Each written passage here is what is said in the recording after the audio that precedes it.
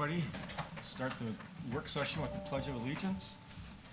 I pledge allegiance to the flag of the United States of America and to the republic for which it stands, one nation, under God, indivisible, with liberty and justice for all.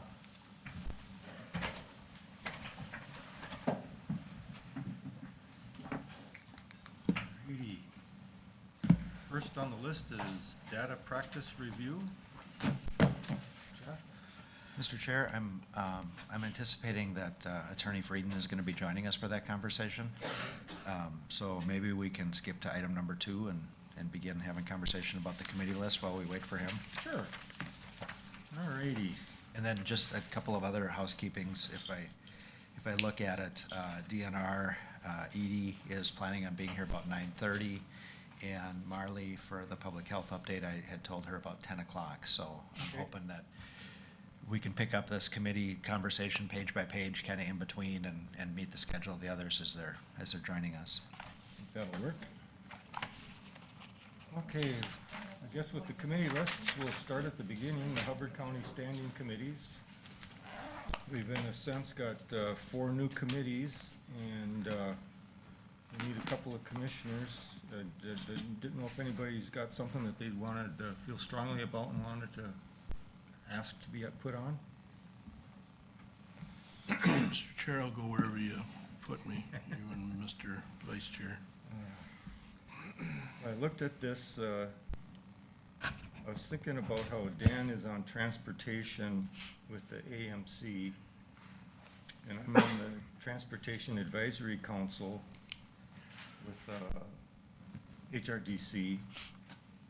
So for me, and I don't know if I want to get on too many of these, being chairman, you've got these added responsibilities already. Sounds like he wants a raise. Yeah, we already discussed that. Mr. Chair, I speed the process up a little bit too. I'd be interested in general government and public safety and transportation. I'm on AMC Public Safety. And on Correspondent. the transportation one, you say? Yep. Those would be the 2 I'd be more than happy to serve on. Okay. But I'm flexible. Do we have 2 commissioners for that? That where I'd be best served? Okay. I don't know, wherever you think, I don't care. I mean, I would like to be on labor negotiations and personnel. Actually, those were my 2 choices too. Oh, perfect. We didn't even have to campaign. Yeah. Now, as it works out with 4 committees and 2 assignments each, there's 8 assignments and 10 commissioners. So 2 commissioners will only be assigned to 1 standing committee. Okay.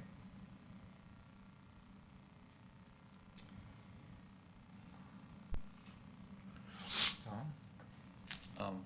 Yeah, labor and personnel.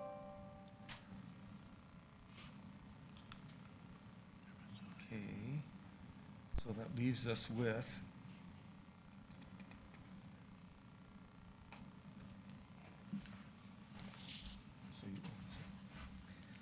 general government. I guess I could be on general government with Dave. And then we've got those all covered.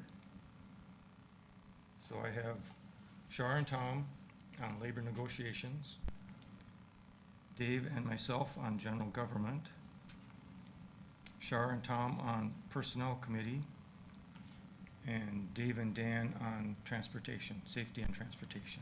I feel left out. I'm only one. You're only on one? Yeah, well, there's 8 positions, so So, each can get 1. so but is the only board chair 3. only on 1? Yeah. By Well, that he's route. doing double duty though. I feel like I'm just a Okay. slug. Well, it would be, I guess then, if, with Tom being vice chair, perhaps having more responsibility if he wants to relinquish one of those, otherwise I feel comfortable. Okay, you're fine? Good. So we'll go with, And then, Mr. Chair, I would add, on department head committee, I'd put admin chair and then rotate, as has been our habit. that's what I was thinking, and then like you say, rotating commissioners. Rotating a second, yep. Okay, where is that now? Okay. And while we're on the first page here, benefits committees. It's like Tom and Shar are currently on that. You guys are still comfortable with that? Okay. Courthouse security, I can do that. looks like Board- the It's board chair though. board chair. Sorry. I'm good at it. Oops, sorry. Safety committee, is Tom currently on it? You're still comfortable with that? They do have a meeting coming up in 13th, and I'm not able to make that. Is somebody else take my place? Security one? No, that's safety committee. I can do that too. So that's the 13th, that's coming up this week. 13th? Yeah. What day is that? 1 second. What time is it, Tom? I'd have to get on my phone here. Bobby's the one that set it up. I got aces at 9, but I can do it if it's, Can you just forward in the email? I'll get my phone out here. We'll move on. ARPA, the American Rescue Plan Committee, Shar and I are currently on that, and I'm assuming we'll continue. Yep.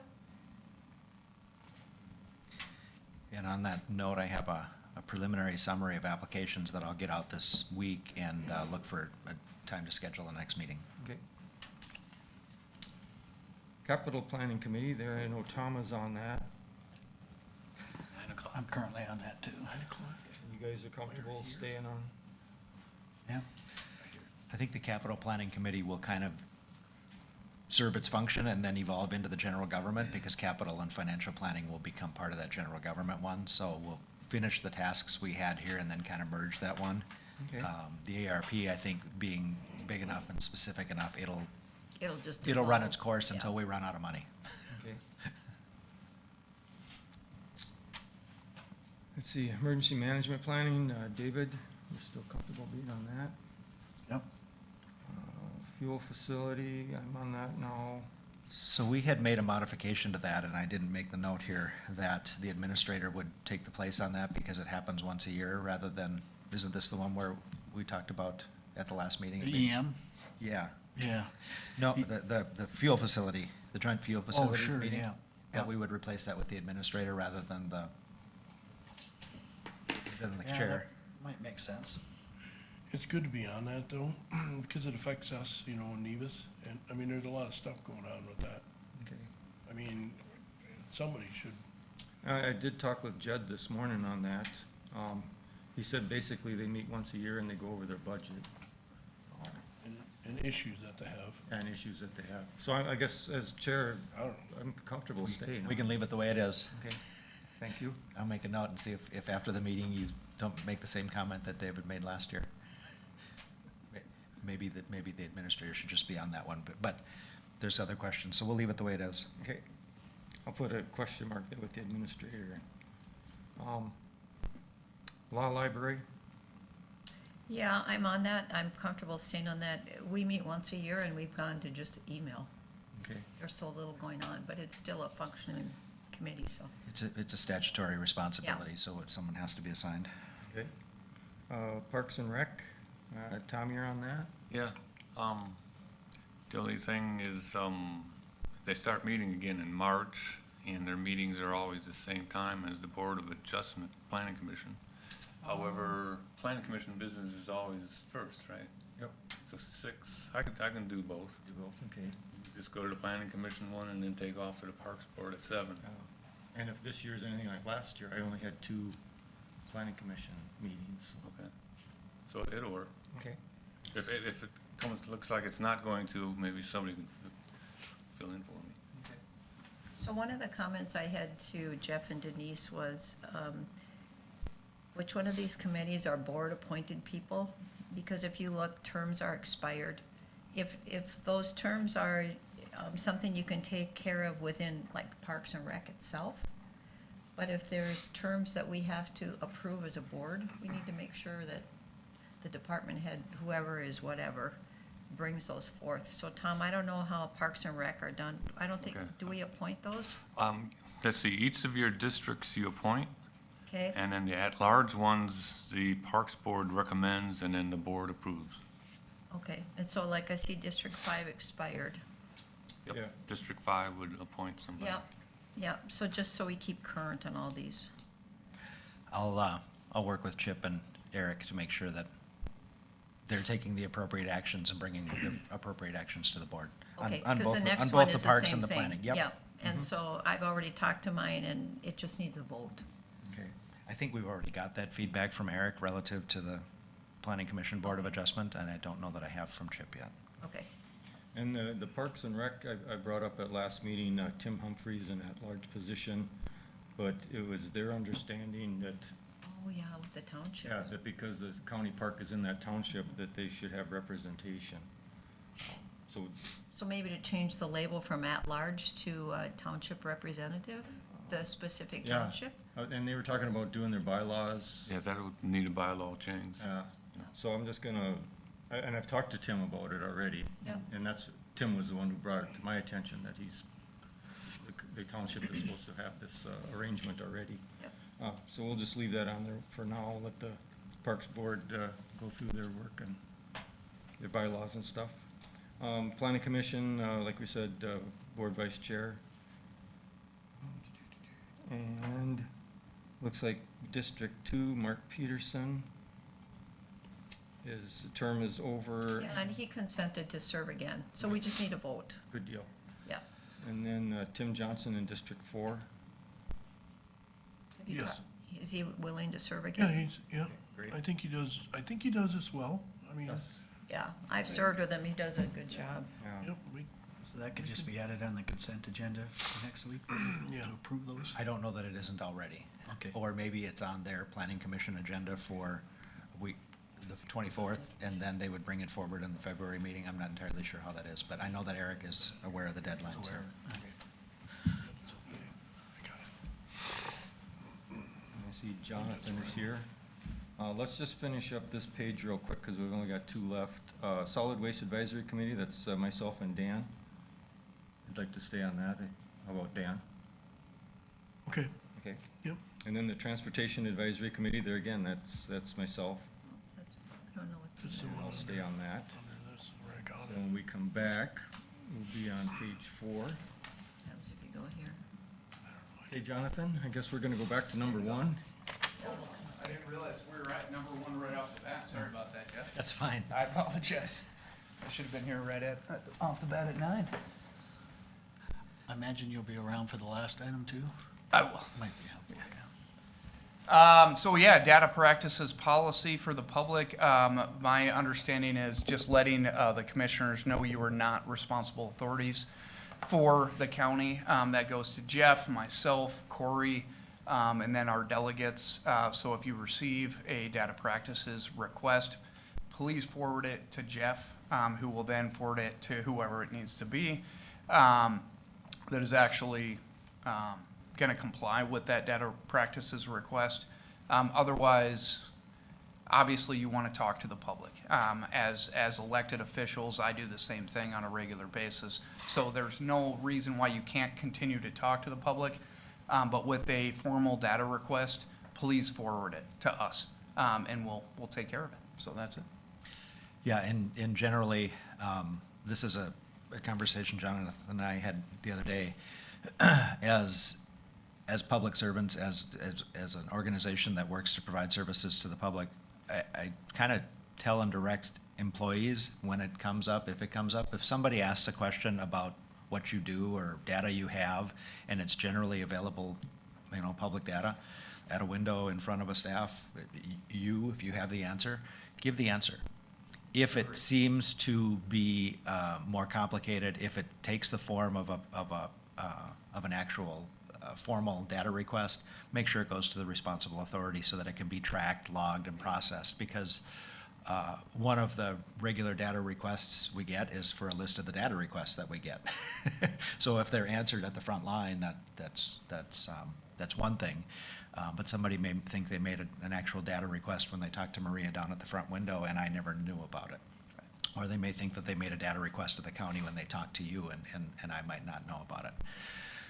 The second, We want to track that. yeah, we do Exactly. want to track that, but we don't want to stop people from answering questions if it's in the routine, if it's routine information, you have it available, county staff has it available, provide that information. one of the other slippery slopes, and the reason that this came up is when we get a member from the public emailing the entire county board, and you guys have all been really good about this, do not reply all, right? Because then we create a serial meeting if somebody replies all to more than a quorum of the board. So if you get something like that, forward it to me. If you're interested in what the response is, have that conversation with me. We'll, where we are at with this request. Just do that.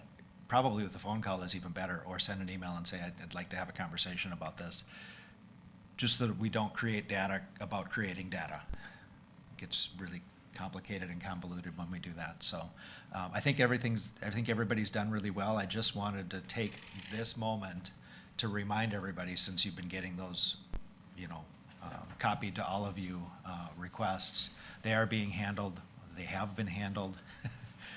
Oftentimes, if the answer isn't what the person was looking for, they think that restating the question will get them a different result.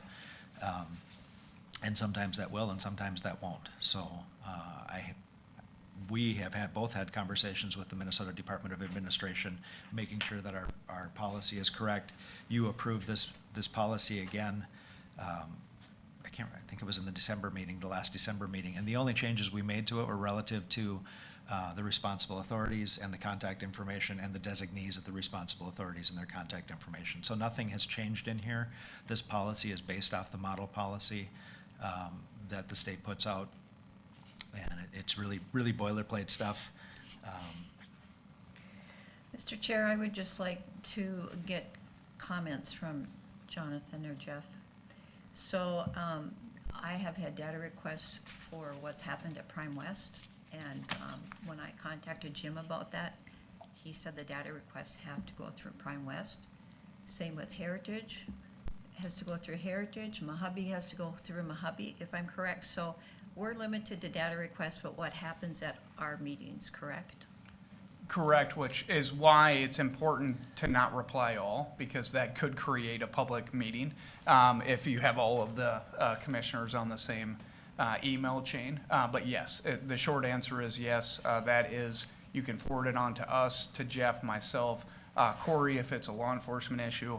But I think Jeff is the person to forward it to, who will then get it to the right place. But we can only give data that is our data to give.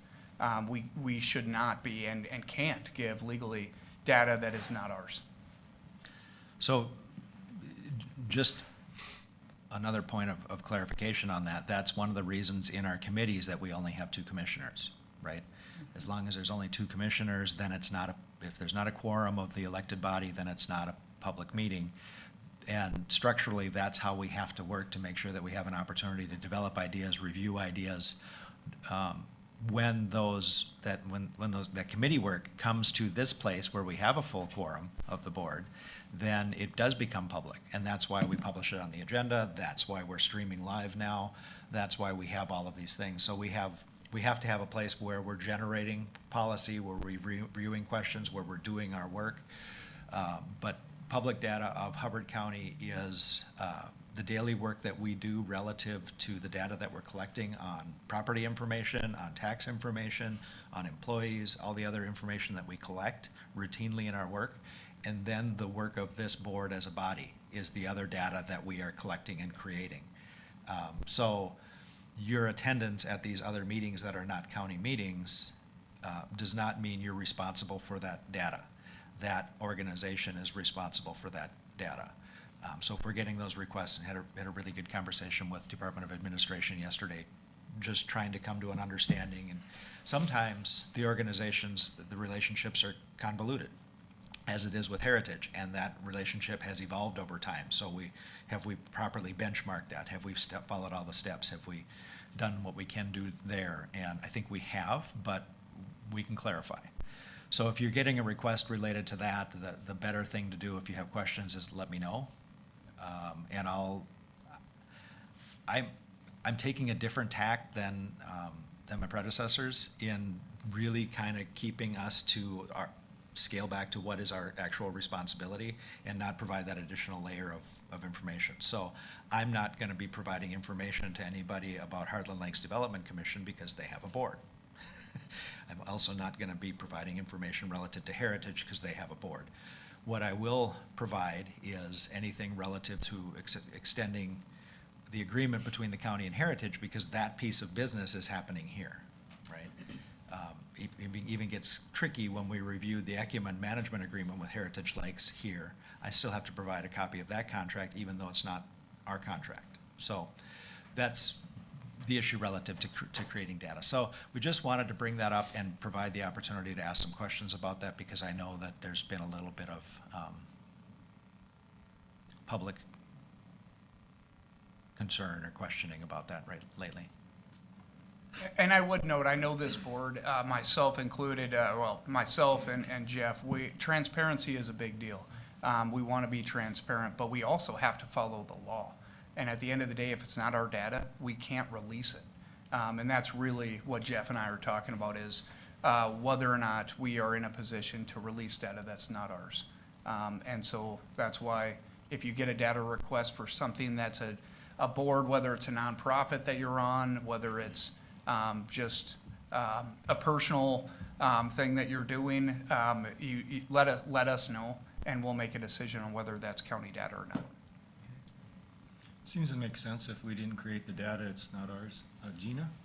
One thing that for me as well too, through the years of working in county government, and as we tell in new employee orientation as well, if you are not 110% positive what you are going to release as public data, it's perfectly fine to say, you know what, I need to look into this, check with Jeff, check with Jonathan, and we'll get back to you. It's a whole lot easier to do it that way and make sure that you provide public information than if we have to backtrack and private information is released. Thank you, Gina. Agreed. Agreed. You can't release, you can't take back data that you provided. That's not good. So that was it, real brief. Just wanted you to hear from both of us at the same time when those things come up, how to handle them. If you have questions, just ask. And I just wanted to hit on the beginning too. If you feel comfortable that it's a really easy question that you know the answer to, and you feel comfortable that you can release the data, your commissioners, your elected officials, by all means, and I know Jeff has said this as well, by all means, release the data. We want to be transparent. I know you do as well. But there are some complicated questions that come up, and forward those every time. Any other questions from the board? Thank you, Jonathan. Hey, fair You know enough. what, I do have one thing. Oh, This happened yesterday. I had some confidential information to give Jeff. And just a reminder, I was told by Jonathan that when I email somebody like Jeff or Jonathan confidential information, to put in my tagline of the subject, confidential, because that does affect data request. It does, and it's just a good reminder to the recipient that it is confidential. So it's always a good idea to put that on, in my opinion. But Thank you. Thanks, Jonathan. yeah.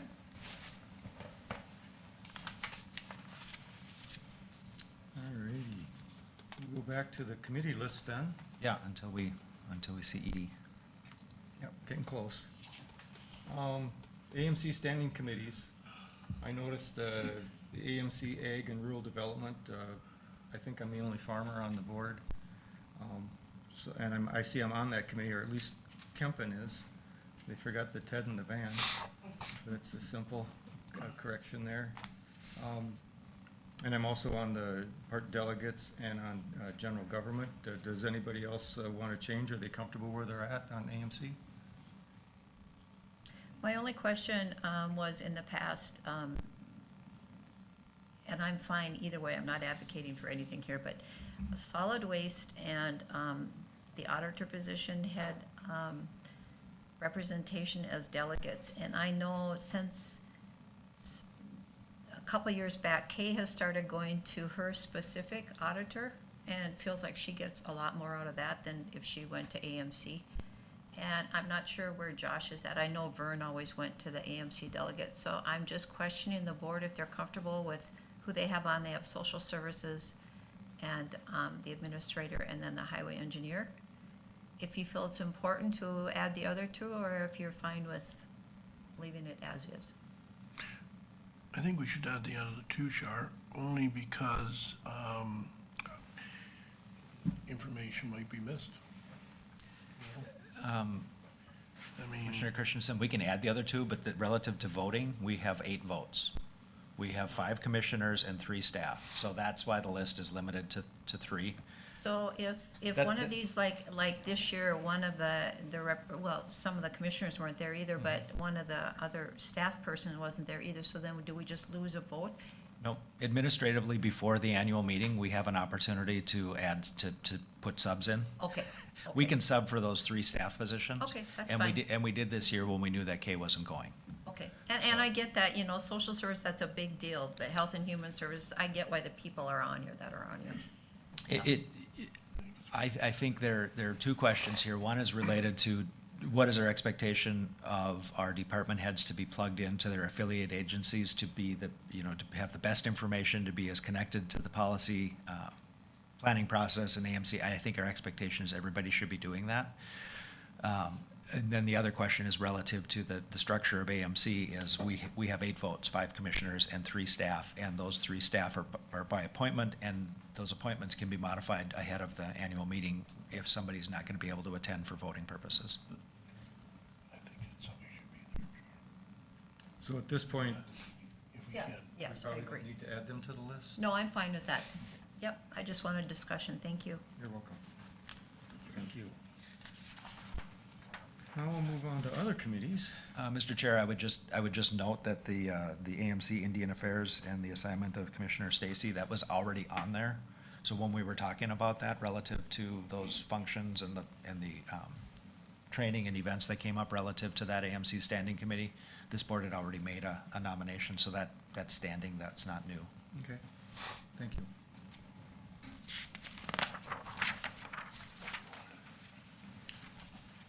Got a couple minutes left before 9:30. Airport Zoning Board,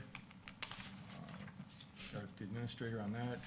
Airport Planning Commission, David, you still comfortable? Okay, great. AAS Advisory Team, Board Chair. I did email Jeff on this in the past, I actually was on this board. I'm okay if the board chair goes on it, but at the time it was formed, I was the commissioner. We have not met for a really long time, and so I'm not sure Eric continues to want this as a committee board. Okay. I think the only reason possibly would be is if there was some sort of a crisis they had to handle and how much funds to divvy out. But I would ask that Jeff would contact Eric to see if this is a committee Eric feels is needed. Okay. And being on that, chairman, the board chair being on that committee, I was gonna talk to Eric today to see how often they meet. Well, they haven't met in the last, at least, I don't believe we've met in 2 years. So then the opening for District 2 and District 3, do we need to address those then? Actually, to be honest with you, I had someone on the board and they didn't feel it was worth going to. There was so little going on, and so if Eric wants to revise this with a purpose, Okay. great, but ask Eric. So we'll make the notes and follow up with that one. Yeah. Appeal Committee for Noxious Weeds. So you've got Dale Stevens is on that. Child Protection Multidisciplinary Team. They haven't met in 12 years. And relative to the conversation and striking this, doesn't mean this team doesn't exist. Going back to the primary purpose of this committee list is to communicate is to understand and identify the commissioner's responsibilities, so that the public is aware, so that administration is aware, so that payroll is aware, so we know we have a way to authorize the per diems and everything like that. So we were gonna pull the items that don't have commissioner representation that have statutory authority elsewhere, and we'll double check that if that makes sense to not be on this list and it's just appointed somewhere else, then it will. If it needs to be mentioned here, then we'll add it back in. But I think relative to committees that aren't either appointments of commissioners or statutory appointments by commissioners, then we will not have them on this list. Okay. And I noticed Jolene Delahunt was on it. Yeah, that's been a little while, yeah. Okay. Criminal Justice Workshop, Dan is on that. I'm assuming you want to continue? I certainly can, Mr. Chair. Alrighty. Department of Natural Resources Trail Committee, that'd be Tom and Charlene. Great. And Extension, myself and Dan. I'd like to stay there Okay. unless someone else wants to be. You want to be on there, Dave? Say, I mean, I'm okay staying on the fair board unless somebody has a burning desire to do that. I'm flexible. I take that as a no, so we'll stay there. Well, I see it's 9:30. Is the Department of Natural Resources ready for? That's me. Super. Yes. You have the seat right there. Hi, I'm Edie Everts. I'm the Bemidji Area Fishery Supervisor. So I'm coming here today just to talk about the acquisition that we'd like to get on Lake Plantagenet and make it an aquatic management area. So did send in some slides. Yeah, just 1 minute. And this is, we sent an early notification last January to the board about it, so it shouldn't be all brand new news to you. And then another notification in November. One thing that's changed is that slightly smaller parcel, and it won't be purchased with RIM money, so from our end, that means we do not have to get board approval to go through with purchase, but of course, we want to coordinate with you and address any concerns or questions that you have about the parcel. Yeah, this is in my district. I'm very familiar with the area. I live not too far south of that Okay. spot. I've fished on Lake Plantagenet before. Last year, there was some land to the high ground to the west of what's currently Yep. there on the lake. So otherwise, we're looking at basically all lowland except for right there on County Road number 9. Right, and that's still pretty, I think it's mostly tamarack swamp, Yeah. a little bit of timber on it, but not much. If you go onto the, that's a locator map, if you go onto the next slide, it's a little bit bigger, but I think you kind of covered it. The next one down below will show the actual parcels there. Oops, sorry, one more down. I don't know what happened to I'm missing a slide there, unfortunately. It's down there. Maybe one more. There you go. There you go. So there you can see the acreages are 52 for that government lot 2, and that's the one on the east. And then 37 acres, government lot 3. And then that lot 5 will be split, and there's a blue line there, and that's about 10 acres towards the east. That's all lowland. And this is right where the Schoolcraft River comes in and Schoolcraft and Cold Creek, which is a trout stream, so. And those are, what was I gonna say about that? Oh, PILT would apply, of course, in this case, so. And our estimate would be, I'll have to look at the number again, I think it was about $1,300 for that. Right, I think just under $1,300 would be the PILT payment based on the option purchase price. Okay, okay. And I looked up on the county website, it seems like the property tax was way less than that. Yeah, and of course, the split lot that was the higher one, but I assume that most of that value is in that highland. So I think it was about $400 for the lots 2 and 3, or 2 and 3, yeah. And then the other lot would be, like I said, $3,000, but the swamp land would be the lower asset value, so. And as you mentioned, Plantagenet Lake is a great lake. There's a lot of wild rice off of those parcels, so that would, protect them. Not that we would expect it would be really developed ever anyway, just because of the quality of the land, but it certainly adds a lot more public land because it's adjacent Hubbard County land, for people to hunt or trap or just enjoy, basically, so. Is this all currently privately owned? It is. It's owned by the, not forgetting, it's I don't know if it's still Camp Camp Group. Thunderbird, It's Camp Thunderbird, right? and it's what they would call the boys' camp. The So they girls- actually, they're somewhat eager to sell it because they've lost a lot of revenue in the last 2 years, so this would help help them as well financially, so. And I know that we're concerned about losing tax base in the county.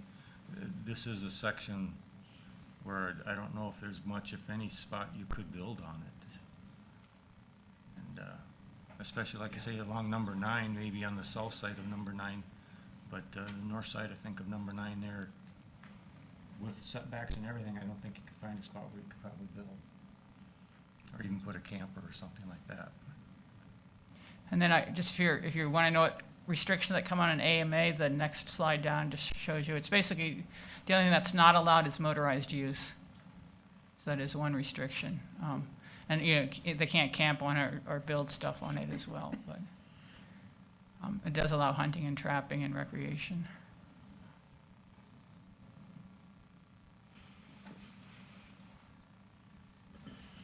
So, as I said, I don't know what your board procedure is as far as when you look at something like this and discuss it, if you. Or we can't, being a work being a work session, we can't take any formal action today. Right. I don't know if anybody else has any questions? What, I don't see where it has any value other than what they intend to use it for. I mean, if it can't be developed, what are you gonna do with it? Might as well preserve and protect the lake. These are easier ones for us, you know, we have, when you're talking like a wildlife management area, it tends to be a little bit more of a concern as far as what other uses could happen, but this is for us, high value, maybe for development, of course not, so. what are the formal steps you need from the board? I think because we're not using the RIM money, which is reinvest in Minnesota monies, those attach a county board approval requirement. We don't actually need any kind of resolution or Relative to the balance of this process, and Right, I think we what would the just- timeline of this process be? well, I think as soon as we get some kind of response from the board, then we'd go forward with the purchase. So we would just essentially need a motion at the next meeting to authorize this to move forward, not a resolution. Yeah. Mr. Chair, I do appreciate the DNR coming in cases like this, whether formal approval is required or not, so that we can give feedback on properties within the county that Yep. are being used for different things. So I think that's a good process to keep following, moving forward. Yeah, we definitely wanted to follow up and let you know. And like I said, this is a good chance to answer questions, or if you had any real big concerns. And, you know, if we'd come with a parcel, we hadn't split that out, maybe that would have been something that would have worked out or something, so. But I think that was established before, so that's good. Appreciate it, your time today. Thank you. So if you could just share with me what it is the motion is you want to, or the specific description of the parcels, or can I pull it from these materials? Or do you want to format a motion and send it to me after the meeting? I just make an acknowledgement that the board doesn't disapprove of it, I guess. Okay. Or, you know, or approves, but. I was just simply thinking about the. I haven't done many of these transactions, so I Yep. wasn't sure what, I'm just kind of I'm just motion you'd want. wanting to make sure that I identify the parcels. okay. They have the parcel number on the one map, Jeff. Would that be enough for you if you go further down? Keep going. Right there are the parcel numbers, I'd say, except for the 10 acres needs a parcel number. Or you could put 10 acres. I'm assuming the parcel number is the one to the left. Yep. Yeah, you just need a better description of that. I just 10 I just I need can- I a can better get you more proper, just a information. Yep. property description and the type of conservation that the parcels are going to be going into. Okay. I think then I make a motion like that, and all of the elements of that are in there so the public can see it. Okay, sounds good. Yeah, we have a legal definition, so Okay. I can get you that. That would be all I need. Okay, alrighty. that's good. Any oth- Any other questions? Thank you. Well, nice meeting you all. I've been in Bemidji since May of this year, but I've been in Park Rapids resident for over 20 years now, so. But I was working in Tower, Minnesota for the last 10, kind of splitting time, so. It's kind of nice to be back in the area full-time. Bemidji's not too far. No, it's a lot closer than Tower was, so. All right. Well, thank you, everyone. Thank you. Okay. I don't see Marlee, so we'll go back to the committee list.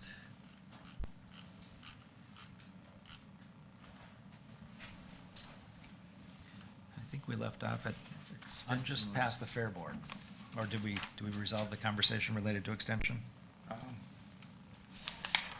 Yeah, I think we did, yeah.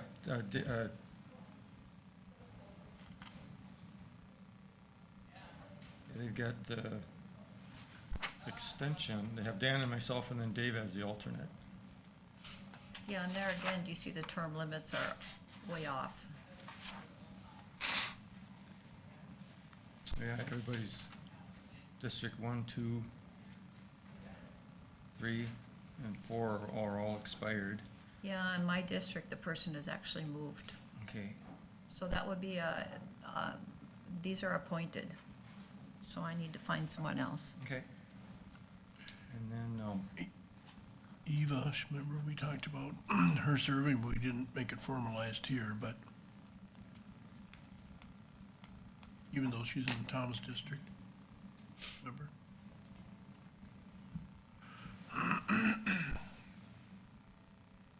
so Eva's in Tom's district currently?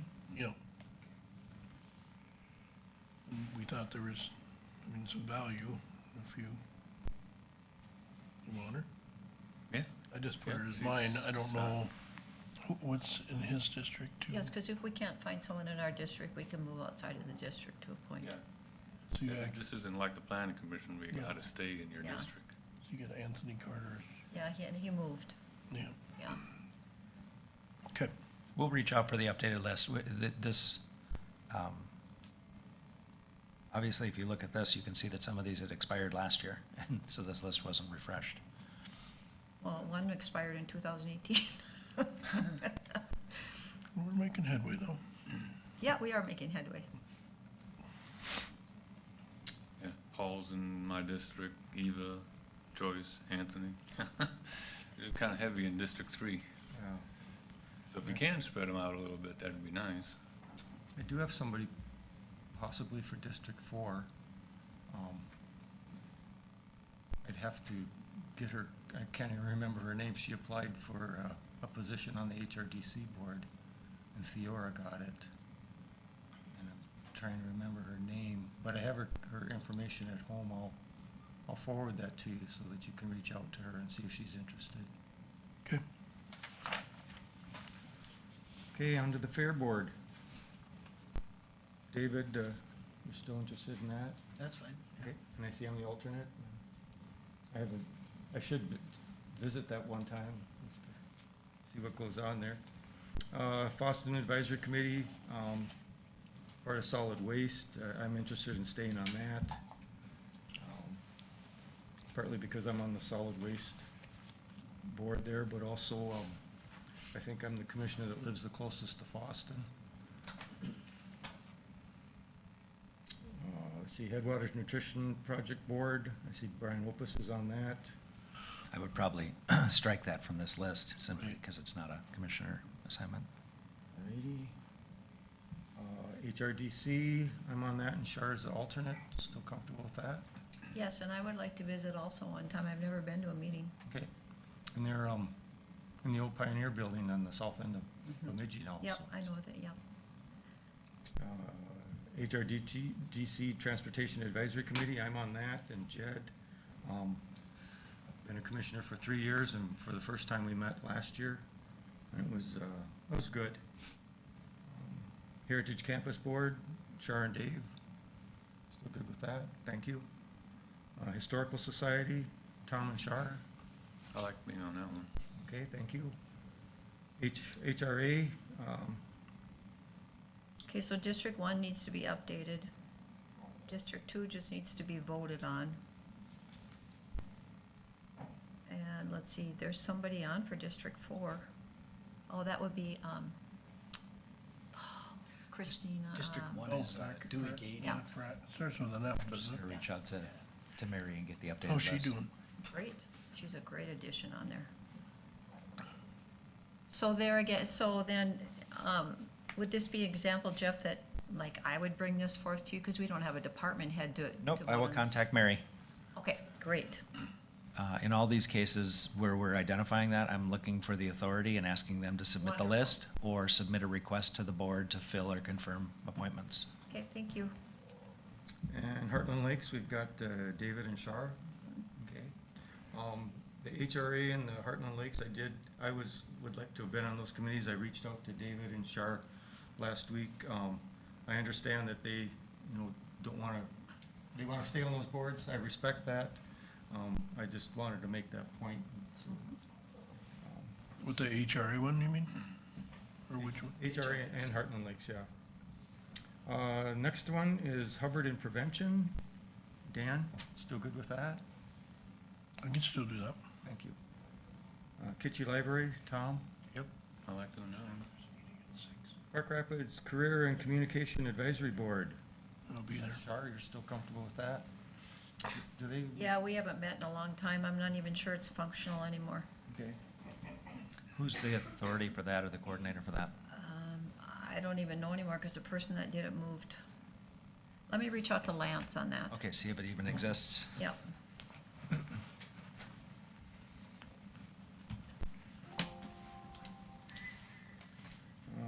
Land Classification Committee, that'd be the county board chair.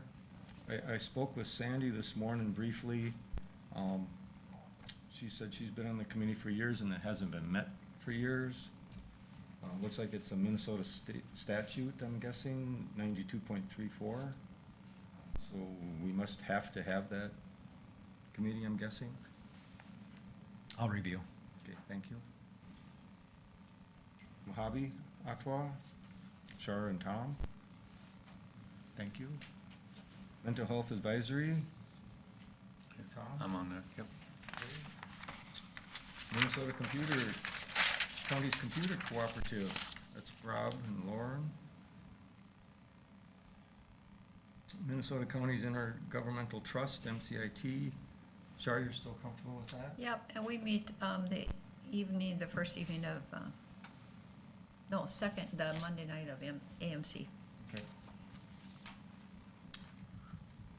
Minnesota Rural Counties, it's myself and Shar was on that yesterday, and you said that you go to most of those, or I do. I always attend those, although all of us are delegates? or All of us are alternates? alternates, and so the board chair, if he's not there, then one of us votes. I guess if there's ever a time, though, that one of the other board members wants to be in there, maybe one of us would have to, No, we can all go, can all go to that? but we only get one vote. Oh, okay. Yeah. And it's mostly been the Zoom. We started meeting about the middle of last year, so I've tried to go in person. Where's that at? It's been in Alec. It was in Alec yesterday, but the February meeting is all Zoom. I think it's the March or whenever the AMC legislative one, that's meeting the night before down in the city, so it varies. Okay. I have a schedule. If you guys would like the schedule, I can give it to Jeff and he can email it out. That'd be great. Good. So membership and attendance at MRC is like at AMC, and it's exempted from the quorum of this board operating because the purpose of that is education. Okay. So there isn't the limitation on quorum there because MRC is considered the same as AMC relative to that. You can all attend without it being a public meeting. And it's very informational, because a lot of times like yesterday, they had someone, had a transportation from the state. So it's a really good way just to learn what's going on and possible ways money's being spent, bonded, whatever. And- It's very worthwhile. And the reason why it's not a full meeting of this board is because you're just taking in information relative to the operations. Anything that you're going to do about policy of Hubbard County related to the information you're getting from MRC or AMC, you're gonna do here. So again, it operates like a standing committee with a specific function. Mississippi Headwaters Board, I'm on that, and the Mississippi River runs through my district, so I'd like to stay on that. North Country Community Health, there again, I'm on that. It's one of the committees I feel we do a lot of good work. I did have a question when I reached out to Marlee, and perhaps she'll be here later today and I can ask her. I'm also on a committee called Healthy Hubbard County 2030, and I'm assuming it's a subcommittee of the North Country Community Health Board, or perhaps, because we have an agreement with CHI, perhaps it has to do with that, but I didn't know the particulars. Do you still wanna be on there, or you want me to? I'd still like to be on the North Country Community Health Board. No, but the other one I have. The Healthy Hubbard County, and that's what I'm saying, I'm wondering if it's a subcommittee or something, if there's some reason why I was invited to those meetings when I first became a commissioner. So I've been meeting with Healthy Hubbard County for 3 years now. So So- then that should probably be listed? So we should add it to For this per list diem. if it's a regular meeting? Yeah, it's 3 times a year, and that's what I was wondering, if it was a subcommittee, or, because like, with the Area Agency on Aging, we have the subcommittee of the, includes subgroup Land of the Dancing Sky. I didn't know if it was a subgroup or subcommittee or something, but like I say, Marlee will be here today, and I could maybe ask her. Same then with the North Country Community Health Services Advisory Committee, I'm on that, I'd like to stay. Northwest Minnesota Regional Radio Board, David and I are on that, I'm the alternate. I'll continue to do that. You have all the technical knowledge. Yeah. Northwest Minnesota Juvenile Center, Dan and I are on that.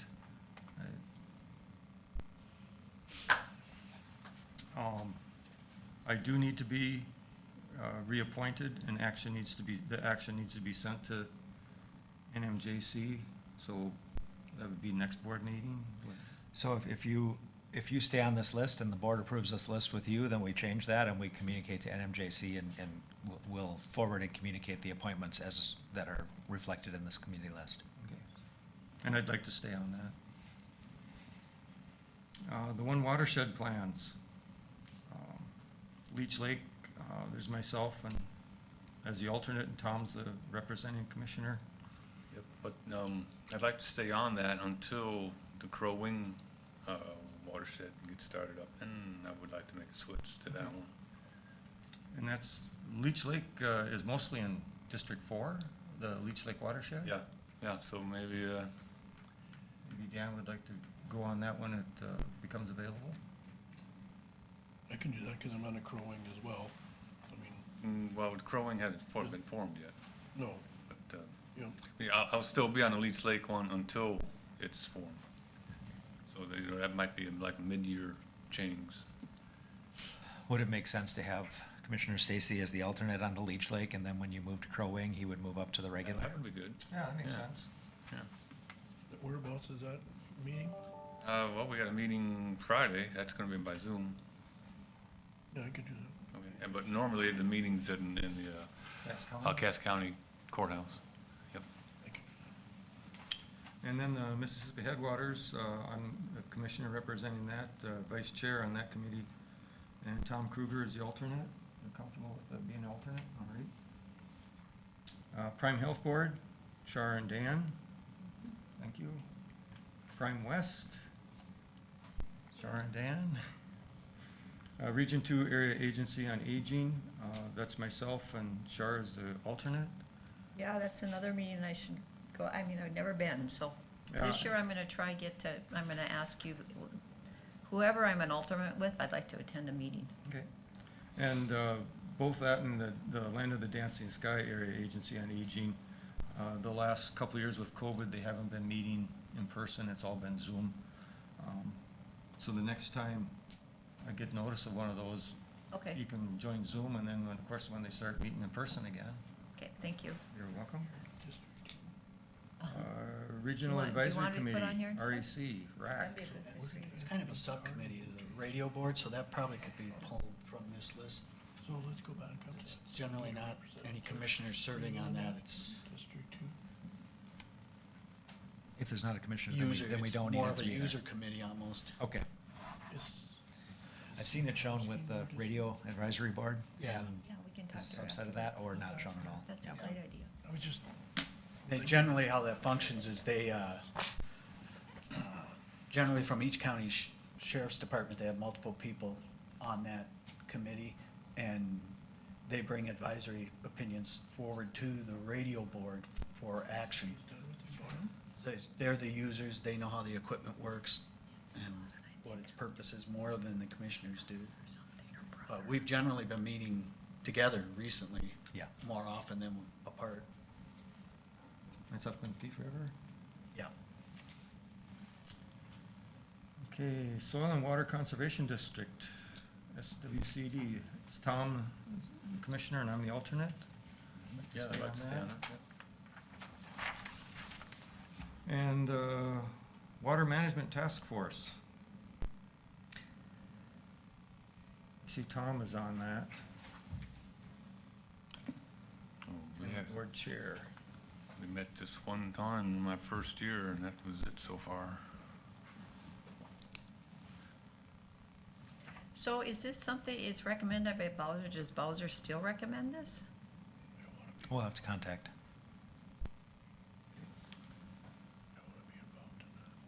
You do? And last on the list, Wellhead Protection Committee, excuse me. Tom, you're on that? We never met, Never met? yeah. Okay. Looks like the city of Park Rapids established that in 1998. I asked Eric about it, and he said it's been a long, even well before I was on the board, since they've met. So So maybe to it's not contact very the active city? at all. Yeah. I'll have to double check. I know, having served in the capacity as a city administrator, you have a responsibility to develop that plan, and you have to update it and work on it periodically, but it looks to me like they, like maybe they created the situation, or created the committee to meet that requirement and may not have done much with it, or maybe they accomplished most of their work, I don't know. But I can reach out to the city. Okay. I guess that looks like it for the committee lists. So we would make those adjustments and add those to the agenda for next week, and ask the board to probably throw it in the consent agenda, since we've looked at it a couple of times and been reviewing it. And again, if something changes during the course of the year, if Crow Wing Watershed gets adopted, then we can make those changes.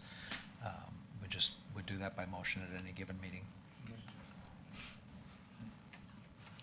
Mr. Chair, just a reminder, and I'll use this as an example, you were interested in the HRA, which is a public meeting, so you could come at any time because there's only one commissioner on. Oh, okay. Like the HLDC committee, there's 2 commissioners on, so if you wanted to come, you'd have to come on a time when Dave or I were gonna be gone. So as I'm looking this year of things I'm alternate to, I need to make sure that if there's more than one commissioner on wherever I'm an alternate to, I don't go if the other 2 commissioners are attending. Same with Prime West, I would really encourage if Dan or I couldn't make it, if one of you, because there's lots of value to learn about. I mean, some of these boards, I have no idea what they do, I'm an alternate on there, so. Yeah. Okay. Yeah, thank you. Next on the list, public health update. Marlee? We've been waiting for you. Yes. I'll make it worth it then. Hello, everybody. Hello. I think I sent a kind of an overview of our public health activities for 2021, so I can kind of go through those and update some of the numbers. Some numbers are still kind of preliminary. I'm still kind of tallying from of our 2021, but so 2021 was our second year, COVID year, which has had widespread and ongoing effects on public health programming. Vaccinations were really the focus of our pandemic response, and then other services have been adapted to meet restrictions and also still meet the needs of the community. So we're still able to provide our services. I kind of went grant by grant here.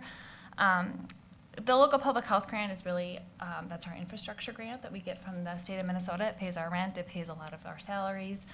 Just, it's the one piece of funding that isn't attached to any specific duties other than the statute, public health statute. So we did get an increase last year from the legislature across the state of Minnesota, which was extremely helpful because that funding had been quite flat for a long time. So that was probably the biggest news we have in local public health grant. Our maternal child health grant, that funding has been flat, And that funding is really used to promote the health and well-being of pregnant women, infants, and children. A lot of that work focuses on prenatal counseling. Most of that has been done through WIC during the pandemic when that's where we see a lot of women, and they get phone counseling from our public health nurses or nutritionists, breastfeeding promotion. So we had 17 prenatal clients that we saw through WIC. We did 27 additional postpartum phone calls to women because we get referrals. And then we also offered postpartum visits. Those weren't as popular during the pandemic, going into people's homes, but we did do a few of those as well to see mom and baby. Temporary Assistance for Needy Families, the TANF grant, is also a family home visiting grant. Those are used for non-medical home visiting services to families. So we use in conjunction with our evidence-based home visiting grant for families who don't necessarily want to meet the strict criteria that go along with evidence-based home visiting. We can enroll them on TANF and they still can get some of the benefits. We did have 2 families choose to do that in 2021. We also use that funding for WIC nutrition education. Our evidence-based home visiting grant is a large grant that we have shared across multiple CHBs, not only North Country CHB, but we're combined with Beltrami, Quinn, and the Leech Lake Band of Ojibwe. So we do the home visiting services for families who are enrolled in Healthy Families America. And we house the supervisor that supervises all of the family home visitors across that partnership. So Amy Morris is the HFA supervisor for not only North Country, but Beltrami and Quinn CHBs. And Leech Lake Band of Ojibwe also joins in for the reflective practice. Obviously, during the pandemic, that also changed some of the home visiting. We have tried to work in more home visiting, and it kind of depended on the caseload in our county of COVID cases. During the summer, they were able to do more in-person visiting, making use of the outdoors or masking. And when surges go up, they tend to kind of watch that as far as keeping families safe. Our caseloads are down. They're down statewide. We currently have a caseload of about 6, which we would like to see it closer to 8 to 10. Referrals are down, and WIC is one of our biggest sources of referrals. And when you're not seeing people in person, it decreases a little bit. But it's an ongoing progress, and we're hoping that in 2022, this is finally, maybe the pandemic will start to end and we can start moving into more normal services again. We did also complete our required Healthy Families America accreditation in the end of 2021, so we're accredited for 5 more years. Our Women, Infants, and Children, or WIC grant. These funds are for nutrition and breastfeeding support. This is a very popular program, and we have continued to offer it through the pandemic. We have been on waivers for physical presence since March of 2020.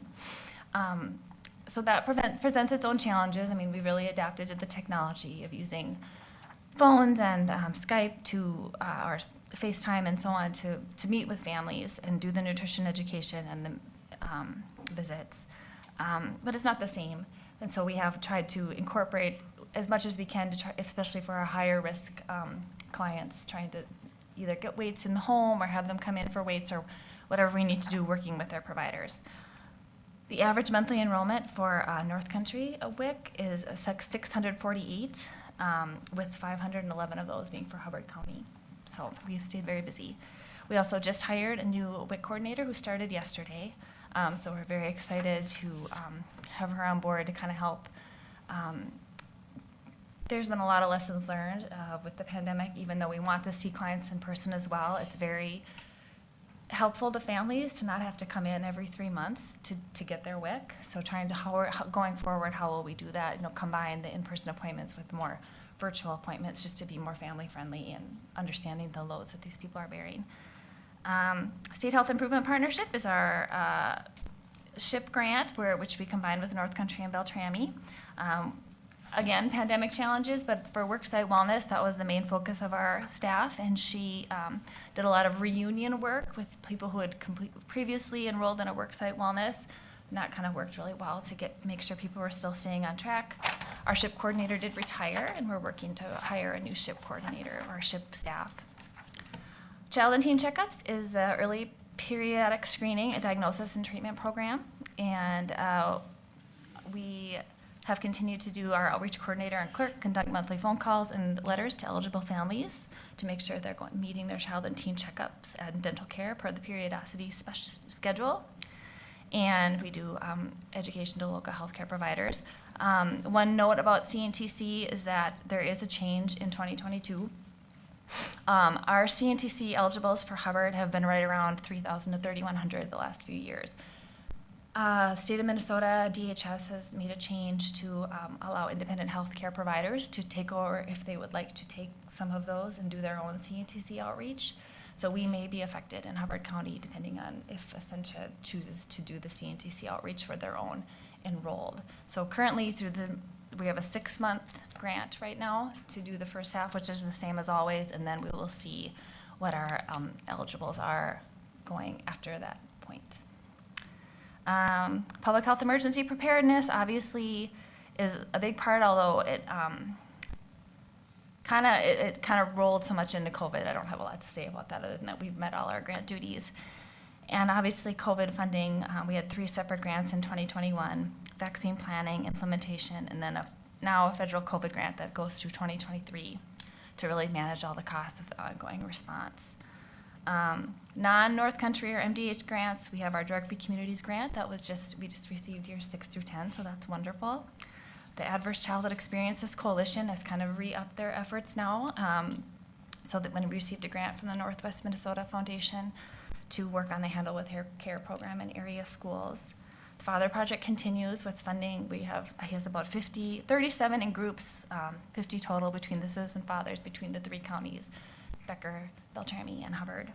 And then I still provide the case management and personal care assessments for Hubbard County. 2 PHNs do that, averaging about 8 PCA assessments a month, as well as carrying caseloads of community well, SNF, and SNBCs. So I ran through that because I know there's other things you want to talk about. But we have been very busy in trying to manage all this. Any questions? I was gonna say, sounds like you've been busy. Yep.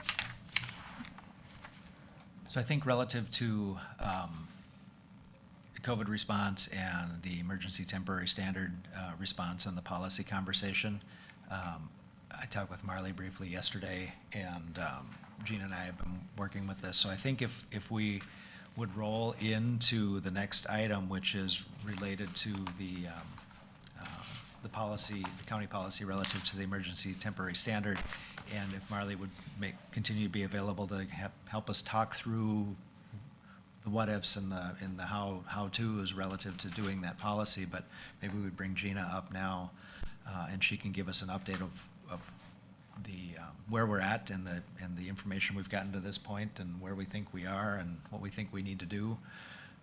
And that, I think, is the conversation that you're most interested in today. Do you want me to stay up here? Please. Okay. If you're willing. Well, I am. So, good morning, Chair, members of the board. In your agenda packet was the draft resolution being presented to you, along with draft policy. These items have both been drafted by Labor Council, according to the Minnesota OSHA Emergency Temporary Standard. So, according to that standard as well, we have a due diligence to begin processing a roster of our employee status, of vaccinated employees within our county and our status, and to be developing and implementing a policy. That is the January 10th deadline date that is to have shown good due diligence according to OSHA. Then, dependent upon the Supreme Court ruling, when that comes out here, they met last Friday, January 7th. No decision or determination I have seen in any rollout of anything yet, but they have the next date of February 9th as a set of when entities are to have implemented and to be into process then their weekly testing, if the county has adopted the policy of not a mandated vaccine, but a testing and face masking. So we're here today to discuss the policy and the process and how and when we're going to place this on the county board agenda for formal approval, so then that we are able to continue to move forward to have preparation if we need to be in compliance by the February 9th next date. So I'm here either to say if you would like to just take a look at the policy and starting with the resolution of the policy, going through that and going step by step with questions, or with Marlee here, if you want to go more into the testing and any assistance and education that she can bring to us in that respect as well too. So I'm open to how you would like to proceed. I have a question. Go ahead, Tom. Yeah, it's about testing. Say an employee opts not to get the vaccine, that means they got to be tested and wear their mask while they're inside. Okay, where would they get the test done and who pays for it? A couple, those are basically items that is in the realm of the responsibility of the governmental entity. For you as an employer are having to make those decisions. So as Jeff mentioned, he had reached out to Marlee right at first when this had come out, and then they had some conversation yesterday. So there are vendors who provide those types of services that I think Marlee would be able to give us more education with that. We've had a lot of HR and county administrator coordinator Zoom calls as well too. You know, I'm familiar with one, but a lot of really bigger entities, you know, 500 to plus employees are utilizing those types of services. Granted, they would be able to do a smaller entity too, but would be more curious to hear what Marlee has to share with us in that capability as well. Yeah, okay. So, some of the question comes down to how many people are you gonna be having to test weekly? Because it really is kind of logistics of how you're going to do it in an efficient manner. So I reached out to a few of the, well, all of the contracted vendors from the state of Minnesota, and I, just to get an idea of pricing and so on. Do you want me to speak to that? Okay. So most of them costs were anywhere from $20 to $40 per test. So, and then it depended on what kind of services you need. Do you need it proctored? Do you need that, you know, if they have an antigen test, will you know, if it's positive, are you gonna need it to become a PCR test? Because then it needs to be submitted to the state for reporting. So there's a lot of factors that we can get in. I don't wanna get too in the weeds, but I think there's just how exactly you wanna look at. I have a question on the yeah. $20 to $40. Is that the saliva test? Antigen test $20 is what I found. I didn't hear back from Vault. That was one that I checked. That's the saliva test I think that everyone kind of knows about. The Shield T3, their weekly testing prices range from $15 to $35 per person, depending on which type, rapid antigen or PCR. And they were hesitant to give me price lists. They just gave me ranges. So I think it would be more once we had more detail about what you were going to do. But that is this one sounded great. Our programs come with wraparound technology to manage your entire population, employee population, including vaccination status tracking, testing schedules, et cetera. And they will, with a one-time setup fee, on top of the weekly testing fee. But it's expensive. I know, and I reached out to Roseau County because they're a similar county that has a hospital-based public health department. I know they're paying about some are $35 to $40 per test, but they are putting that cost onto their employees. And that is one clarification piece then for your knowledge as well too, and I believe it's a footnote in here as well too. The emergency temporary standard does not mandate the employer to pay for the cost of the testing. As the verbiage from the labor attorney is, because of a union environment, the union does not have a right to negotiate the policy. The union has a right to negotiate the implications of the policy. So those are questions before you as well today too. You know, some suggestions is if we go through a type of service like this and an employee complete that, you know, will the county pay for that cost utilizing that service. If an employee so chooses they want to do something different, then that is something that the employee would incur the expense on their own. Those are questions, discussions that we need to work through. So Beltrami County last week passed their policy and allocated $120,000 from their ARP money to pay for the cost of the testing compliance. So everybody's got different ways of dealing with that.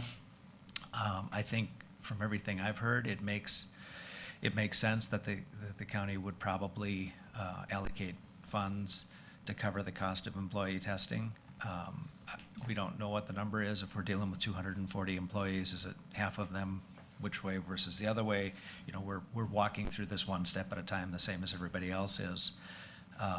So we could do a quick calculation. We could identify when, what we think the duration of the ETS is, and come up with a number. I could give you a number quickly, but the more interesting thing related to this is the board's intention relative to would we want the employee to have to pay for that, or would we want to make sure that we didn't burden the employee with that is kind of the policy question.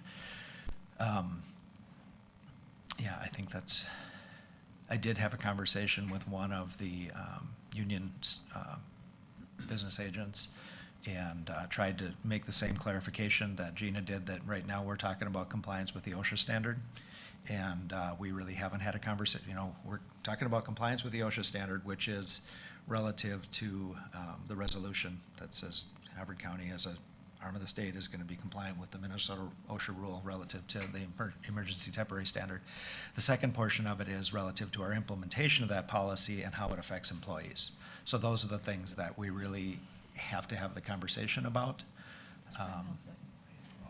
And need a little bit of direction or general guidance, and then we can come up with review the options, testing options, the different agencies that are available to do that, and then make recommendations to the board relative to how we would administer the policy. So the acceptance of the policy and adoption of the rule versus the implementation of the policy are the two things we're trying to talk about. And for your, as a requirement of the ETS, Human Resources has developed the roster, and as the email that went out last week to employees to declare their vaccination status. From that development of that roster, not every pay period we pay, all employees. Some are part-time or whatnot. The roster, as of this morning, we have 248 employees. So I heard this morning on the news that there's a potential for insurance having to cover eight tests per person per month. Those home tests. Yep. Yeah. So one of my questions that come from that is, based on the draft document and policy we have here, are we required to do, what is the bare minimum required for testing? Can we use home tests and use an honor system, or are we required by ETS to do something They have to be. more stringent? My understanding is they have to be proctored. You cannot self-administer or self-read a test. Okay, so then that begs the question is, logistically, how are we going to do this? We have all of these dynamic moving pieces here, and yet we're being required to pass a policy. We're basically backed into a corner to pass a policy, whether we like it or not. And yet we have to grapple with the logistics if we can even do it. So, that's a really poor position to be in, and I know that has nothing to do with you guys. You're not in that decision-making process, but it seems like this just keeps going on and on and on. And it's very frustrating that the buck is being passed down the line to solve the problem. I would not be supportive of anything that would harm the employee financially. So if we have to set aside ARP monies to cover testing, I think that's what we need to do. I don't want it coming out of their pocket, and I want them to be as inconvenienced. I don't want any inconvenience to the employee, as little as possible. When I read about this being proctored, I think that is very vague, and I don't think it specifies proctored by who. So I guess my question to Marlee and Gina would be, does it truly say that we have to have somebody proctor these tests? It's not for private companies. I can tell you, I have a friend who works for Delta, who's a pilot, and he does it himself. So The Mojave Board voted, and it's all self-administered. Yes, and I think it's up to the county board in establishing their policy, how restrictive you want that to be. You know, I provided some info here recently offering to do our testing at the sheriff's office, if it comes to that. We can certainly take care of that rather than having to paying, you know, employees overtime to go to the hospital for testing or wherever we're gonna do it. Well, that would probably meet the standard of not self-administered.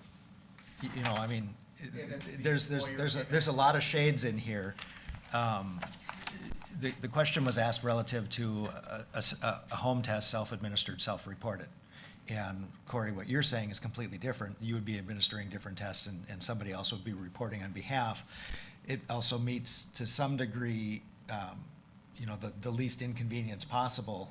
It was the comment by Commissioner Delahunty. Yep, I just don't think that the county is forced to hire, you know, a company to come in to. I think we're a long ways away from being backed into the corner of having to hire somebody to do that for us. We have a lot of options. Wouldn't that be, This- I mean, if we have to bring somebody to the hospital because the hospital has to test it, wouldn't that be hiring the hospital? We're not- Or using at least our medical? We just established the baseline that self-administered, self-reporting probably doesn't meet the standard. So what does cross the line of not self-administered, self-reporting? Some portion of that proctor doesn't mean paying a third-party administrator to do it. It means not self-administered, self-reporting. You could be self-administered and somebody else read and report, and you still would probably meet the criteria. I mean, it just, Yeah, so short of testing at home, snapping a picture and bringing it into work and saying, I took the test and here's the results, you're gonna have to test here or in the sheriff's department. So you're gonna have to set aside space and you're gonna have somebody administratively in that room during certain periods of time, one day a week, that's what they're doing. They're watching people literally do the tests.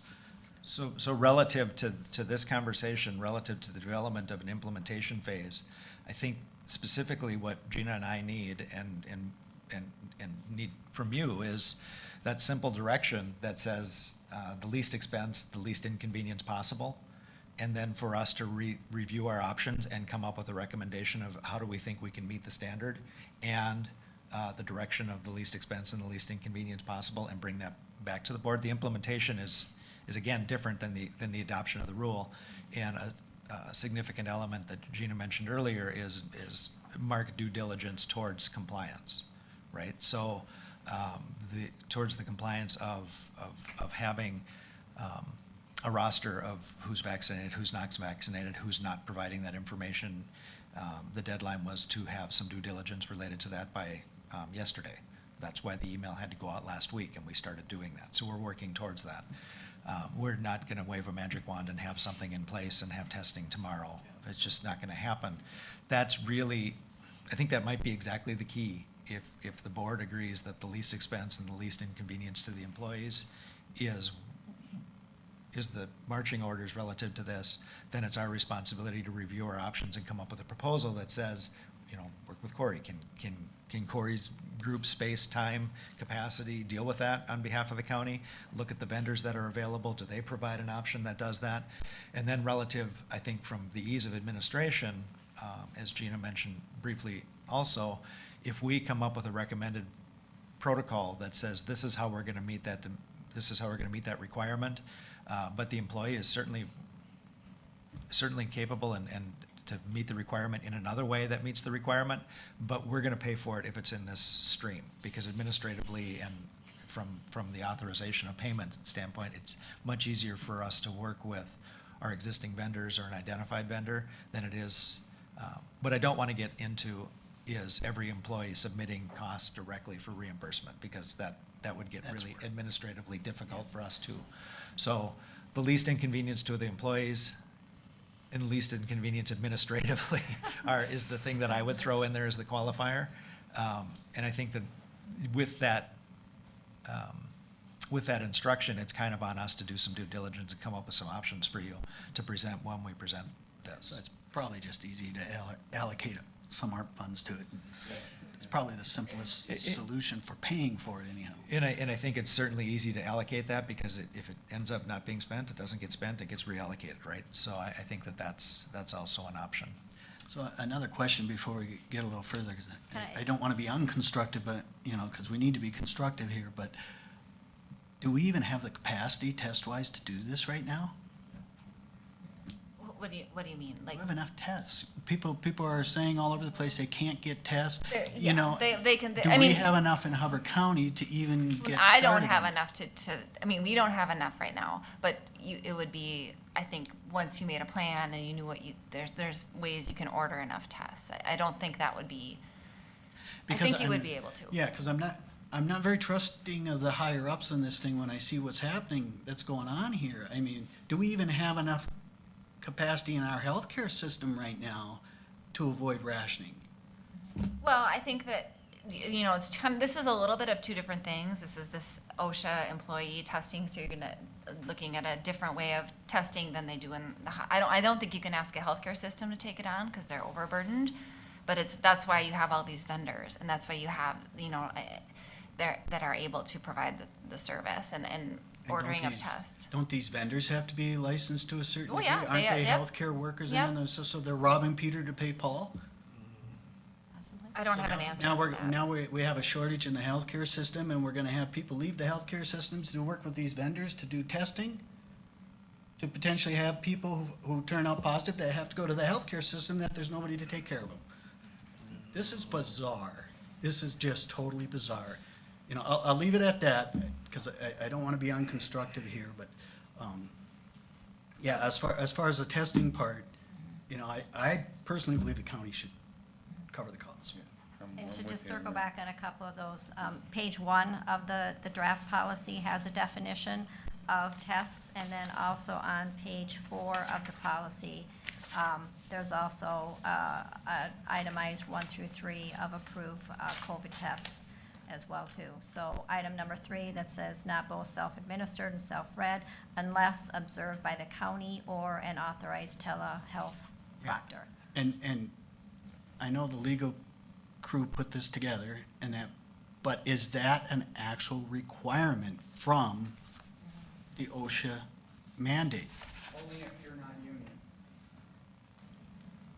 So if you're, we cannot, the OSHA standard, and I read through this, the OSHA statute that they put, or the administrative rule that they put in, says that it cannot infringe on the union contracts. So if our union contract says, and I assume your question is, do they have to pay, right? As an employee, if you have a union contract that says you cannot be forced to do something that makes you pay for it, which is pretty much every union contract I've ever seen, then we can't force union employees, which would include all of Corey's people, to pay for it. But we could, as the county, pay or force everyone who's not union. So then- But And it's not so much maybe I pay, went down a rabbit hole. it's not so much Went pay, down the rabbit it's hole. not the pay part here, because, if we're willing to pay for the test, that becomes irrelevant, but it's the self-administered part. Can you do that under the union contract too? Can you? I haven't read the union contract, so I couldn't say. I think for Nothing in our simplicity contracts. purposes, you could, when you're putting some verbiage down together, administered by a supervisor. There's typically always a supervisor on, and that would help my crew. I have a lot of people. And instead of saying every Monday morning, this is when we're testing, what the rule is once a week. Well, maybe Tuesday, the person comes to work and their sergeant in the jail, for example, can administer that test. So I don't have to pay him overtime to come in on Monday. Right. Yet we're fulfilling. And that's kind of the lines I was thinking too, is like you could have a designated day and a designated period of time where they could come in and get tested. Somebody from the administrative department or the supervisor or department head could be there at that time while the tests are going on to verify that. I think we can come up Yeah. with options to approach that least inconvenience Yeah. and least And expense. then it's consistent too, and they know exactly. The one main thing wanting to, education-wise as well too with this, is this testing and this information is confidential medical, private information of our employees. And that data has to be maintained in that capacity. Which, that's great too, but brings up another question. So then if you're required to wear a mask, if you're not vaccinated, then how is it private anymore? You know, Do we have the actual, what was sent to the employees here? Is the last page on who gets the information? yes, I do. All right, so. I don't see it. Because that leads into this next question, is how would a 'Cause that's not supervisor know what I heard. which of their staff is unvaccinated and therefore violating the mask policy?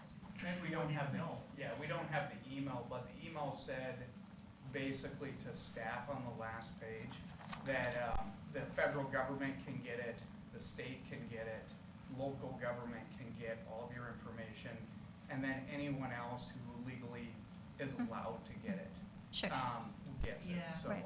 So that's basically, yeah, concern. so basically your department head and your supervisors are gonna have to have that information. Everybody Right. gets it that, Right, and pretty much, Works in you know, government. if there's we work with the department managers and supervisors if an employee is out on a workers' comp situation, or they're out on a private medical information. Yes, human resources has to convey with that supervisor or department manager the status of that employee's condition. And I- There's no doubt about that, but the data and the information all has to come to human resources to be stored in that employee's personnel, or not their personnel, their confidential medical file. No information is maintained at the department or supervisor level with it. Yeah, and again, I'm not picking on anybody here, I'm picking on the higher Nope, ups. But nope, just the education. fallacy with the whole policy then is if you're unvaccinated and you're required to mask, everybody's going to know your status. And there Truthfully, there right now, the is that- CDC guidelines have already created that. Because if the guideline is, unvaccinated people are required to wear masks when you walk into the grocery store, the issue is related to self-compliance. You know, that hasn't changed, and it's no real, But then how can they claim they're protecting the data? I think That's that- the, You know, I had a conversation with an employee, discussion as well too, and it was discussion and education. That can be the case, yes, there's no doubt about it, that you can say you are revealing my private medical status because I have to wear a mask. Some people may have been vaccinated and may have an immune compromised system and are taking extra measures. So we as persons of the public have to respect and not self-judge people by what they individually have chosen to do. right now, the CDC guidance is that more people should be masking even if they are vaccinated. Right. So- and that's great, protection and I totally agree with that, but I'm not sure the policy really protects the data very well then. Yeah. That's my only point behind the whole matter, it's, The policy does not have the new updated CDC recommendations as far as, and then, Mr. Chair, whenever you wish, I have something I would like to read to the board. Okay. First, I wanted to let me ask this question, because it's, how about, and I don't think all of Hubbard County employees work and live in Park Rapids. I'm thinking about the employees up at the North Highway Building, the transfer station up at the north end of the county. Now, are they gonna be required to drive down here every week to get a test, or will there be testing done up there? And I also had a question about remote employees that don't come into the building at all, if there's any number of those and testing requirements. Sure. First, I am going back, and I think I've got the footnote in the policy of where Commissioner Yeah, you do. Christensen was saying about, I said the same thing. Okay, so on page 5, where the policy and what OSHA has in their regulations is the following, the CDC guidelines of the 10 days of where we were back to a quarantine, where now the CDC has updated the guidelines to only 5 days. The labor attorney said, yes, the CDC guidance actually has changed on this. However, the ETS specifically references the prior guidance, and OSHA has a copy of the guidance on its website. OSHA would have to modify the ETS, which it is unlikely to do, or issue an informal statement with updated guidelines, more likely. So, but as of right now, of what we legally have to do, it's in with the 10 days. So then who's gonna pay for the employee to have to isolate and have to miss work? I think it's So public then the health. county, or if this is over and above their PTO, We are in, according to the ETS, we are not, the employer is not mandated to pay that employee time. The only time that the employer is mandated to pay is when an employee chooses to go and get vaccinated. this is so asinine, I can hardly comprehend this. Can I just say one thing, because I actually have to leave this meeting, this is driving me insane. Let me read my thing first. Fair enough, and then this is, it's just wrong on every level. Okay, I think Mr. this Board, is a can I, work-off can I issue read? If they get COVID, Gina, isn't that true? They can file a report of workers' compensation, and we submit it to MCIT, and MCIT determines if it's a work comp. We're talking about worker rosters on their medical privilege. That should freak people out. So, Mr. Chair, I have something I'm actually gonna read. It's 3 pages long. This is my personal opinion. But I want the board to know where I stand. There is no way I will approve this. I will not vote for this. Yesterday, my husband called his insurance company over questions he had. Since I had worked in insurance, he wanted me to handle the call. He had to give my name and permission for the employee to talk to me about his account. He said I could ask any question and receive any answers about any health-related issue of his. That permission was unacceptable, as the insurance representative said the permission was too vague and that my husband had to put specific parameters around the questions and answers that I could receive. Isn't it interesting how protected my husband's health information from an insurance company is, and yet the government has granted, without our permission, the right for Hubbard County to know the COVID vaccination status of every employee of Hubbard County because we have more than 100 employees. I wondered how the government decided that magic number was to be 100 employees or more for a company to be mandated by OSHA. So I researched it, and I found out that it's not based on science, but instead it's based on the vaccination rate set by the government. Compelling a person to receive a vaccination or medical treatment against his or her will as a condition of employment is a violation of the Nuremberg Code. And may I add, not only the vaccination, but testing. It's a violation of persons' individual liberties, an invasion of patient-physician privilege. Under the emergency declaration, a person must be informed of the risks as well as the benefits of an experimental vaccine. Were the people who receive vaccinations in the United States, including Hubbard County, given a list of those risks and benefits prior to receiving their COVID shots? COVID is a respiratory virus. Respiratory viruses are incapable of eradication through vaccination. If vaccines could have eradicated respiratory viruses, the common cold and influenza would have been eradicated long ago. Vaccination does not prevent the spread of COVID, as vaccination individuals can carry and transmit the disease. An example of this is the spread of COVID on cruise ships, who only allowed fully vaccinated persons on the cruise with fully vaccinated workers. Vaccinated people are also susceptible to COVID, and vaccination does not prevent hospitalizations of many individuals. So why are we only testing unvaccinated people? People often argue that we accept polio and smallpox vaccines, and those diseases are now eradicated in the United States. But again, they are not respiratory viruses. If you look at the history of the polio vaccine, you will see that the wave in 1954 injections were part of a massive polio vaccine trial in the U.S. Due to tumultuous results of those trials, the polio vaccine trial was suspended, and it wasn't until 1960 that the polio vaccine was licensed. The first vaccines trials for polio was in 1935. That's right, it took 25 years of testing for this vaccine to move forward. Pfizer has asked that the data about the vaccine development be sealed for 55 years. Last week, a federal judge ordered that the data be produced in 8 months. If the vaccine is truly, quote, safe and effective, why is Pfizer trying to hide the data? If you were to Google who paid the largest criminal fine in history and why, you would find out that it's Pfizer, who has paid over $1 billion in fines for illegally promoting its products. The federal government response to the pandemic has by and large been ineffective. Dr. Fauci himself said in early 2020 that wearing masks to prevent the spread of COVID is like trying to stop a mosquito going through a chain link fence. The federal government has not been consistent in its response and messaging. In fact, it is making up new terms to fit its narrative. Prior to 2015, the CDC defined a vaccination as, I quote, injection of a killed or weakened infectious organism in order to prevent the disease, unquote. In 2015, the definition was changed to, quote, the act of introducing a vaccine into the body to produce immunity to a specific disease, unquote. In September 2021, the CD changed its definition of a vaccination to, quote, the act of introducing a vaccine into the body to produce protection from a specific disease, unquote. A study recently done by Israel involved 2.5 million of their people found that those with natural immunity had a 27-fold protection over those who had received vaccination plus boosters.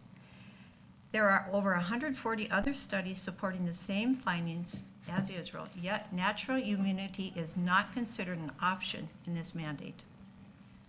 Through December 31st, 2021, the Vaccine Adverse Event Reporting System, known as VAERS, shows that the COVID-19 vaccination is the deadliest vaccine ever employed, far greater than all other vaccines. I have extensive data on this. If anybody wants it, I'll forward it to you. The world has gone crazy. A person was arrested in New York for entering a fast food place without being vaccinated. On Twitter of 12/12/21, a policeman tells an unvaccinated man he's a murderer because he might infect somebody. Medical facilities in New Hampshire and Rhode Island have now given permission to asymptomatic COVID-positive healthcare workers to come to work because they are so short-staffed from enforcing their own vaccine mandates.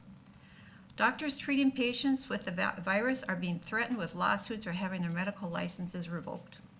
Hospitals are being awarded a monetary bonus for, number one, admitting a person who has tested positive for COVID. A second bonus is given for having a person on a ventilator, and a third bonus is given if the person dies of COVID while in the hospital. Implementing this illegal policy in Hubbard County will only cause further division in our community and in our workforce. You may say people still have a choice to get vaccinated or to get tested, so that is a personal choice. How about the person's choice not to give out any information and not to be tested? How about the personal choice of continuing to work for Hubbard County free from being bullied into complying with this illegal mandate? I have witnessed how COVID has divided people into the good and bad camps. Depending on one's personal opinion decides if I am a good or a bad person. Nothing is taken into account whether I'm a law-abiding citizen without a criminal record. This summer I was at a neighborhood gathering and a neighbor refused to talk or sit by me because I would not tell her if I was vaccinated or not. At the Association of Minnesota County meeting in December, that's where all 87 counties gather to train and talk about legislative priorities. I attempted to talk to a commissioner from another county about how to solve the nursing home staffing crisis. He and I serve on 3 boards together, and I was trying to find some common ground for board-making decisions. He believes no one should have a job anywhere if they are not vaccinated. I tried to share about freedom of choice. He refused to listen, and instead, he poked me continually in the chest, saying, "You are a bad person." I thanked him for trying to have a conversation, and as I walked away, he yelled down the hall, "You are a bad person! You are a bad person!" I kid you not, this is a commissioner from another county. Yet he had no solution for the staffing crisis in our current nursing homes.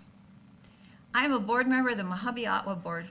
The board passed to uphold the Head Start vaccination requirement for all employees and volunteers, plus make all staff and children wear masks all day.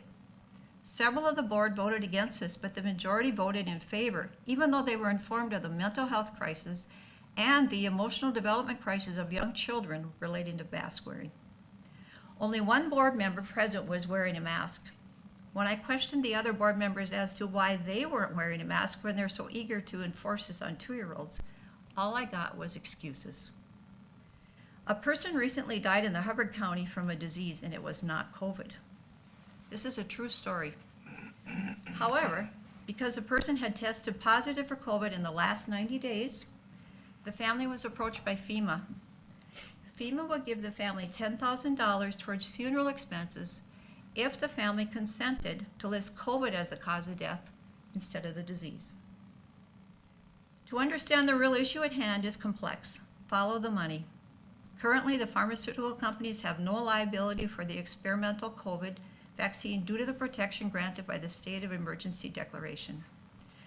For a vaccine to be approved and the pharmaceutical companies not to be held liable for the vaccine, it has to be approved for children. Could this be the reason why now so many are pushing for children to get the COVID shots, even though the recovery rate of children is 99.99%? And there have been thousands of adverse reactions. Follow the money. Note that those exempt from this mandate include all White House staff, all elected officials, including Congress and us, all judges, and guess who else? All employees of the pharmaceutical companies. I cannot support this policy, and I encourage other members of the board to vote against implementing this illegal mandate. For any of you who think I'm full of hot air, I encourage you to Google the World Economic Forum and read through their goals and objectives. Much of the global response to COVID has been taken right out of their playbook. I encourage all of us to take a look at how we now view people. Do we view them as good or bad depending on their view of vaccinations? Have our minds been caught up and swayed by the mass formation psychosis, replacing our ability to think for ourselves? How many freedoms are we willing to hand off to the government before we say no?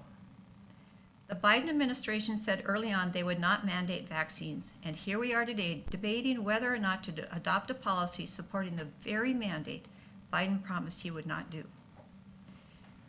Power makes people act funny. The Oregon Health Authority has now proposed four new initiatives, which is now in the comment period.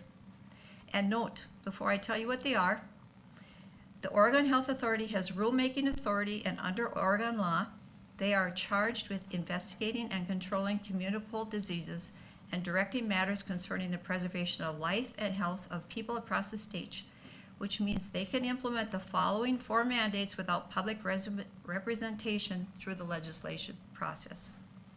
Here's what they're looking to mandate.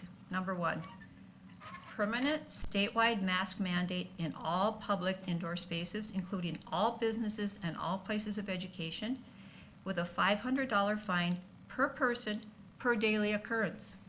Business owners could be fined if a person within their business is found not wearing a mask.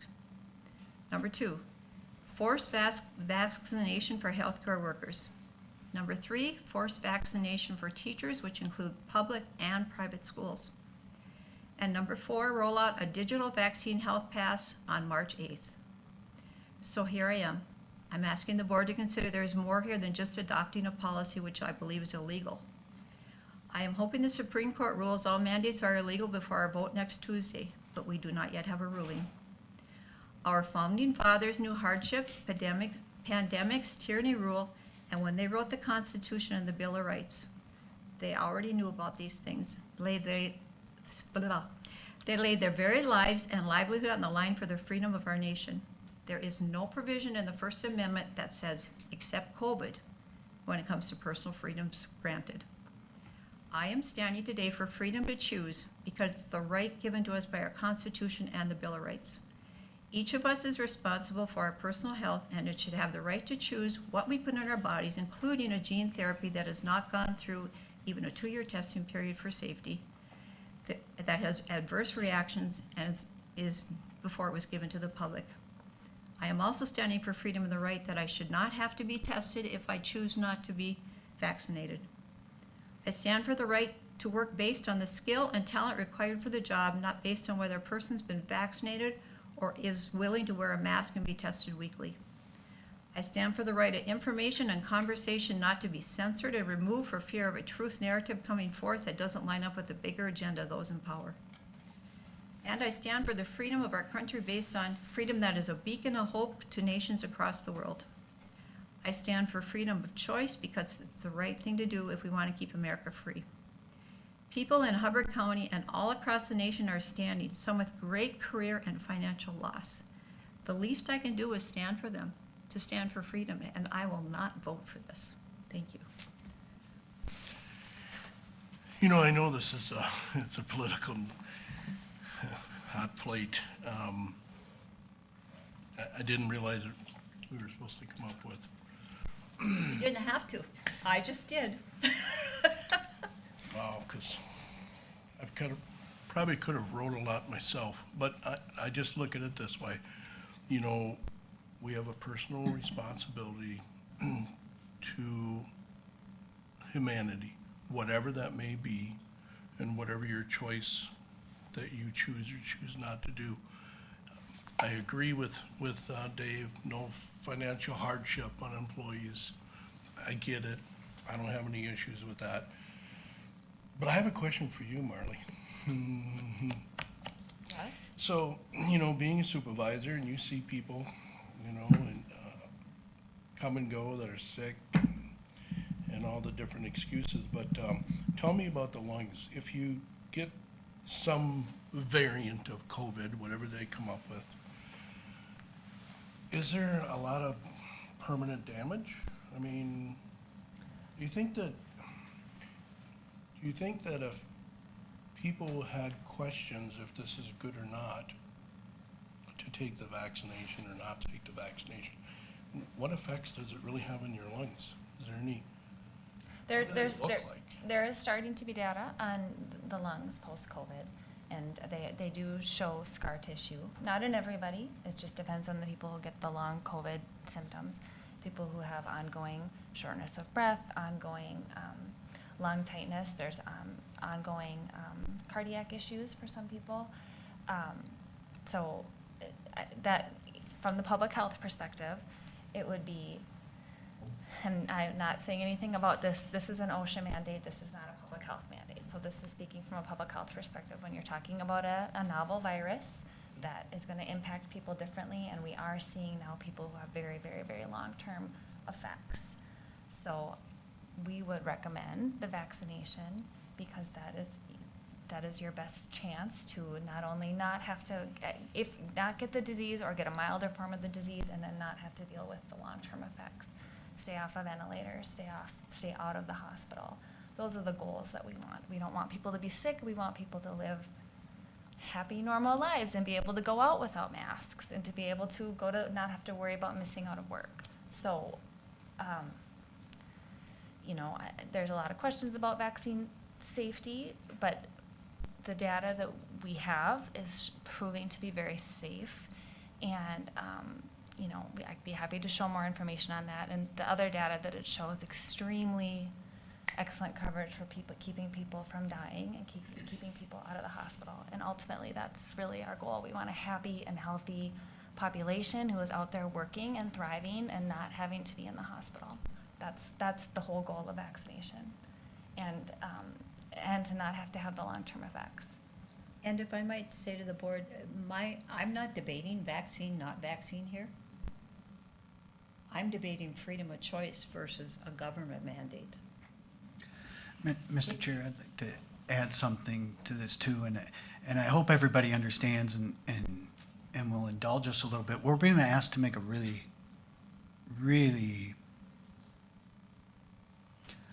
we're in a really bad position with this. And I think it's important that, you know, Commissioner Christensen be able to express her point of views as she did so that her constituents understand where she's coming from. And I think it's important we all understand where everybody comes from this angle. While I personally agree with much of what she said and have the same concerns, I'd like to focus this back on kind of where we're at with this policy, because what authority do we have as a county board? Some concerns I have with the OSHA mandate and our response are, what are the implications if we don't adopt this policy and we don't enforce it? There's a potential for OSHA fines. There's potential for funding being withheld from the county. Right. Significant funding. There's the potential for legal liability to the county and to individuals. And then what about MCIT coverage? Will we have any if something happens? I'm not sure. I've talked to MCIT and they say, well, you'll have coverage with this, but not sure about this. They don't even know. So that's not for certain. And then the simple question is statutory authority. Counties are organized to be administrative agencies of the state as well as local governments. Traditionally, counties perform state mandated duties which include assessment of property, record keeping, maintenance of rural roads, administration of elections and judicial functions, maintaining peace in rural areas, and poor relief. In addition to serving as an administrative arm of the state, counties also provide areas of government support that include social services, corrections, child protection, library services, hospitals and nursing homes, public health services, planning and zoning, economic development, parks and recreation, water quality, and solid waste management. That's our statutory authorities. So where's our position on this? These items traditionally, all those things I mentioned, are nonpartisan. Unfortunately, for a variety of reasons, they are becoming more and more political. That's the reality of where we're at. I think it's important to draw a distinction then between our authority and our responsibilities as a county versus our personal beliefs. While we may not like the decisions that come down from above, if we believe in the rule of law and our obligation as an arm of state government, we must follow the law even if we personally disagree. County government has no rights other than the powers given to it by the state of Minnesota. In this particular case, it is the states, business entities, and individuals that have the constitutional power to address the issues at hand, and they have via the Supreme Court. Individuals also have constitutional rights that they should defend through political involvement in their desired political party and their right to vote. It is through that process that laws are written or changed. I, for one, actively do so. I believe it is your civic responsibility to do so. Unfortunately, over the decades, I have also witnessed a ton of apathy from citizens. If our citizens aren't actively involved and our constitutional system breaks down or becomes corrupt, then I'm afraid we're in a very bad place. Because we have no statutory authority and the Supreme Court has ruled if the Supreme Court rules in favor of the OSHA requirements, I don't see any other option but to adopt the minimum required policy. I do, however, support that the county do everything within reason to accommodate the needs of the employees, including the use of exemptions for religious and medical reasons, and in addition, wherever possible, use other accommodative measures to support our employees, whether that be telework or whatever else we can dream up. So that's the frustration that I have with this. So I don't think we have a choice. I agree with you But- 100%. I don't know But why we're to having this address the conversation. policy, make it as lenient as we can make it that still fits the requirements, and hope sanity sets in and the Supreme Court does what's necessary. If they don't, I don't know what choice we have. People in the community are looking to us for solutions that we have no authority to solve. And it's very frustrating because I don't think the entities above us have really thought this through and really care about passing that burden down. If you're gonna pass that burden down and let us do it our way. Let us do it the way that fits our community best, but that's not what's happening. It's a one-size-fits-all and ram it down people's throats. Dave, I would agree with you on that last statement. First I reached out to our local legislature about the nursing home issue of staffing. We're below half census because we don't have staff, and part of the reason we don't have staff is because people are not willing to either get vaccinated or subject themselves to weekly testing. And many of them So- have had COVID. But you Yeah, know, and wait, I'm not done. It'll just take me a couple minutes. So the local legislature said, this is a federal issue. So I reached out to Amy Klobuchar and Tina Smith. I wrote them a lengthy email. I cited exactly what's happening in the state of Minnesota, how many nursing homes are closing because of the same thing, and, how this is affecting us financially. I have not heard one word from Amy Klobuchar, even though it's been 6 weeks. And I got a blanket email back from Tina Smith saying, oh yeah, vaccinations are great. There was nothing in there that applied to Hubbard County. I agree with you, Dave. They've given no thought whatsoever. Yep. And they have no solution. And my only concern here with Commissioner Christensen's position here a little bit is, okay, we could draw that line in the sand, and we could take that line in the sand, be aware the consequences are there, but I don't think we should unless this entire board is united in that. Because you're putting yourself down a path full of landmines, and it could cost the taxpayers a lot of money and a lot of heartache. Is this the time to do that? I don't know. But if it keeps progressing like it is, there will be a time. But I'd like to It's get very back to the, frustrating. I'd like to get back to the policy at hand here. You should have said that about 15 minutes ago. Sorry. I want to let them get it off their chests. All right. So, and I agree with both David and Shar, but I'm looking at, as a county, what we're responsible to do, and making the policy is a responsible thing to do, even though there are still lots of questions and stuff. And I do agree that hopefully the Supreme Court will not force this mandate or continue to force it, but at this point, we have to go forward. So going back to my question about the remote employees and employees that may not work or live in Park Rapids, do they have to then come down for tests, or? I think those would be the process and the procedures details that we would work out once we finalize what the testing actually is and how we're going to implement that testing.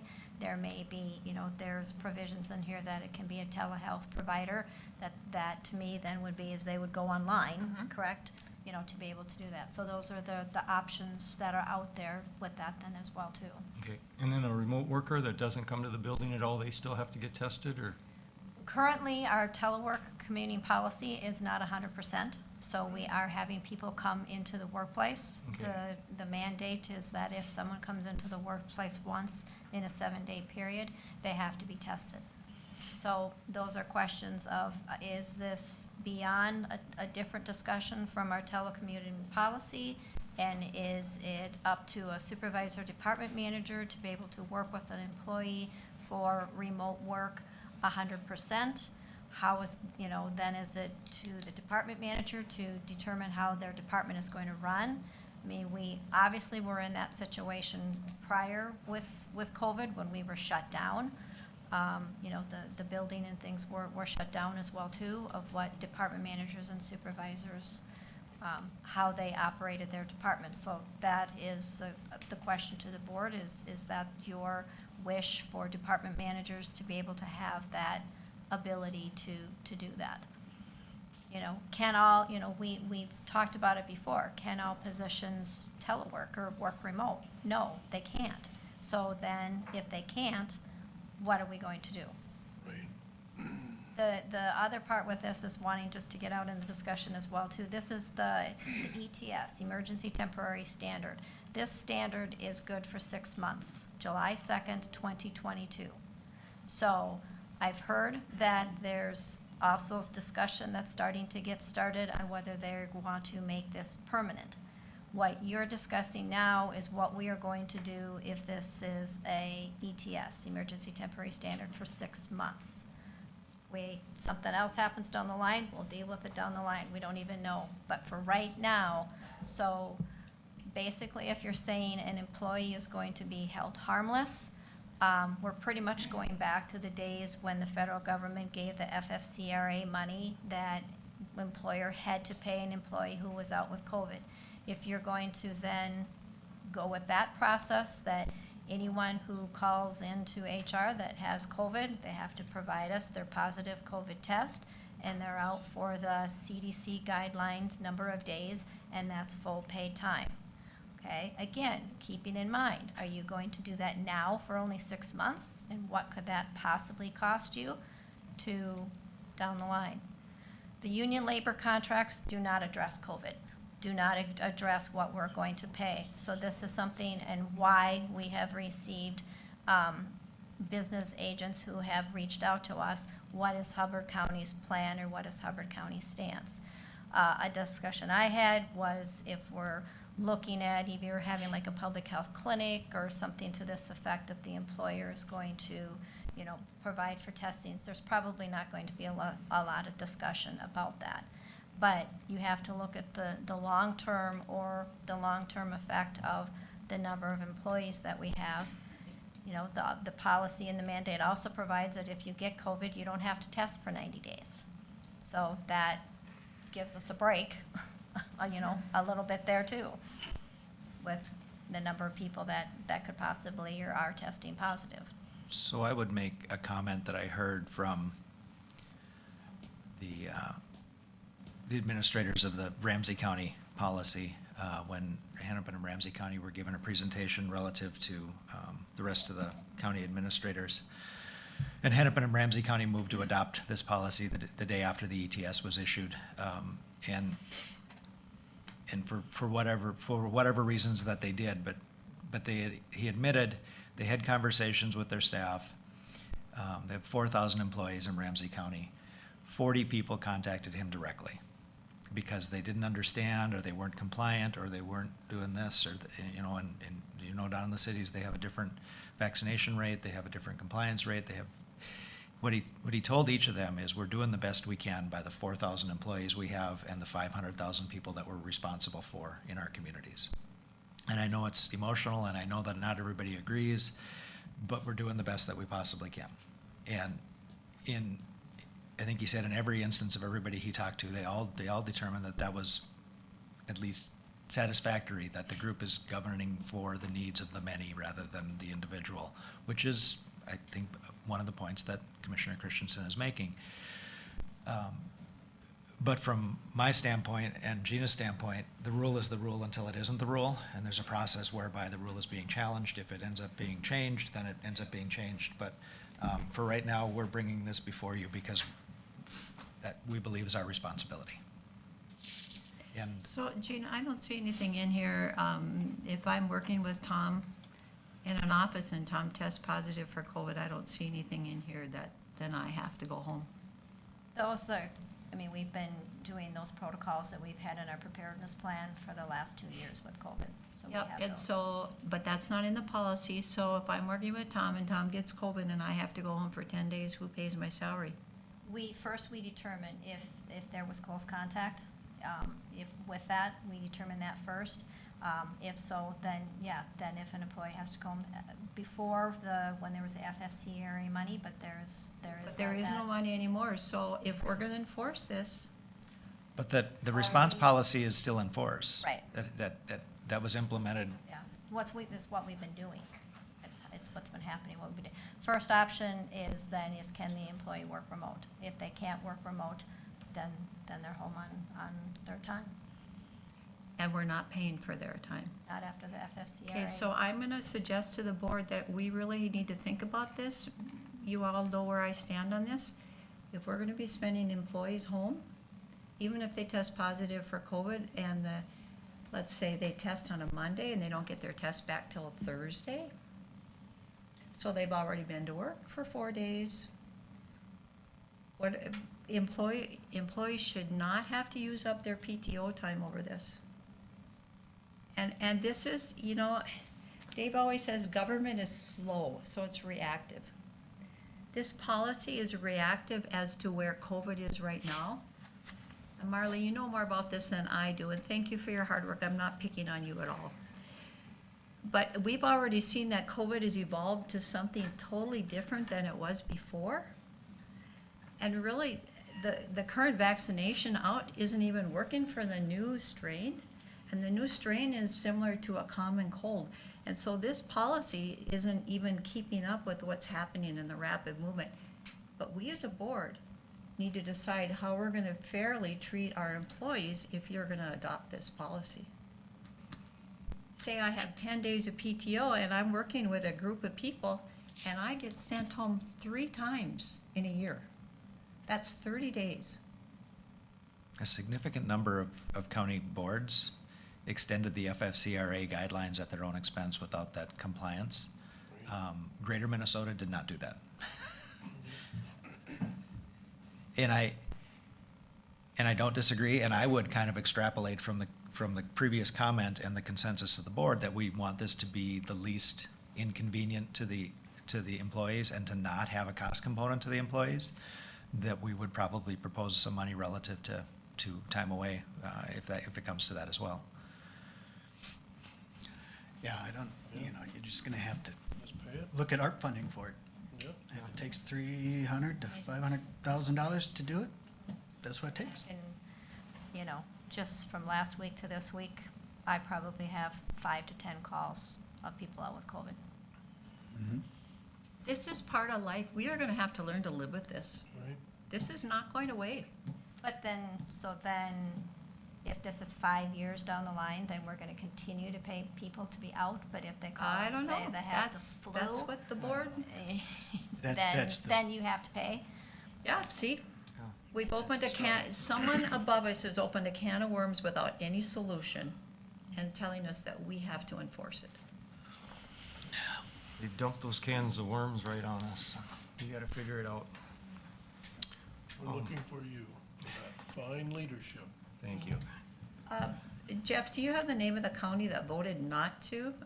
AMC told me that there's one county that voted I not do not. to do I, this. I don't know if I can get that information. Okay. If the survey was offered with anonymity, then I don't know that I can, but I can ask. Do you need to leave? Because I do have one question for you. No, I'm here for Okay. you. So I guess the way to look at that is, if I'm an employee and I get sick with whatever, why would you treat it any differently? Because you're telling the employee that if they're next door to somebody, in whatever the definition is, and that person gets COVID, you're telling me I can't come to work. Okay, but how are you gonna draw that distinction between that and the person who actually has COVID?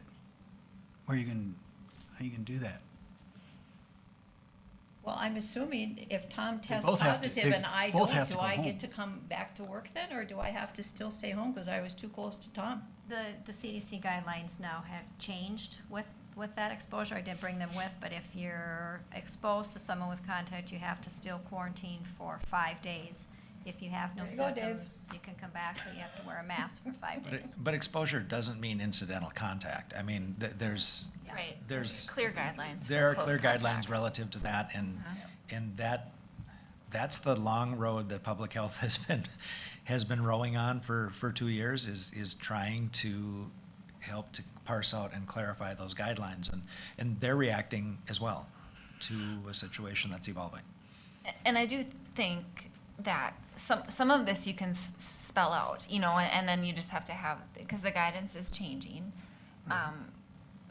But, things like that, testing to come back to work and so on. There are options that you'll be able to do based on science and guidance that hopefully will help it be less burdensome. Yeah. I'm certainly supportive of paying for the testing, Oh, certainly. Beyond that, I don't know how that would work. Well, and that I think is actually the direction to us regardless, is administratively, it's our responsibility to come up with options relative to testing and enforcement and then compliance issues secondarily. Yeah. As we're making progress towards being compliant with this rule, again, we're just taking one step at a time. We're not dealing with, what do we do with the person that doesn't comply yet? We're not at that point. We're still developing our response to each of these items. So I think that when we bring this to you on Tuesday, as I think we have to do, unless we hear that we don't in the meantime, it is to adopt that our policy is to work towards meeting the Minnesota OSHA ETS standard. And then we will also be bringing you forward, relative to gathering data regarding vaccination status and gathering data relative to our options for testing as an alternative to that. Because the first rule is we're at least going to allow testing as an option to vaccine, right? I mean, your compliance could be Right. everybody's vaccinated or they don't work here anymore. That's a possibility. That's one way to comply with the rule. The other rule is you have the testing option, and then how are you going to roll that out? And we don't know the answer, but I've heard clearly we don't want the testing to be onerous for the employees, and we don't want it to be onerous for administration. I'll keep adding that because we don't want that to be to be hard for us to do. So that would what we would bring forward. I don't know that we would even have that on Tuesday. I doubt that we would have that on Tuesday, because this is evolving. We've got, MACA, Association of County Administrators, macrame, all of the legal resources that we have available to us. Everybody is responding to this. We could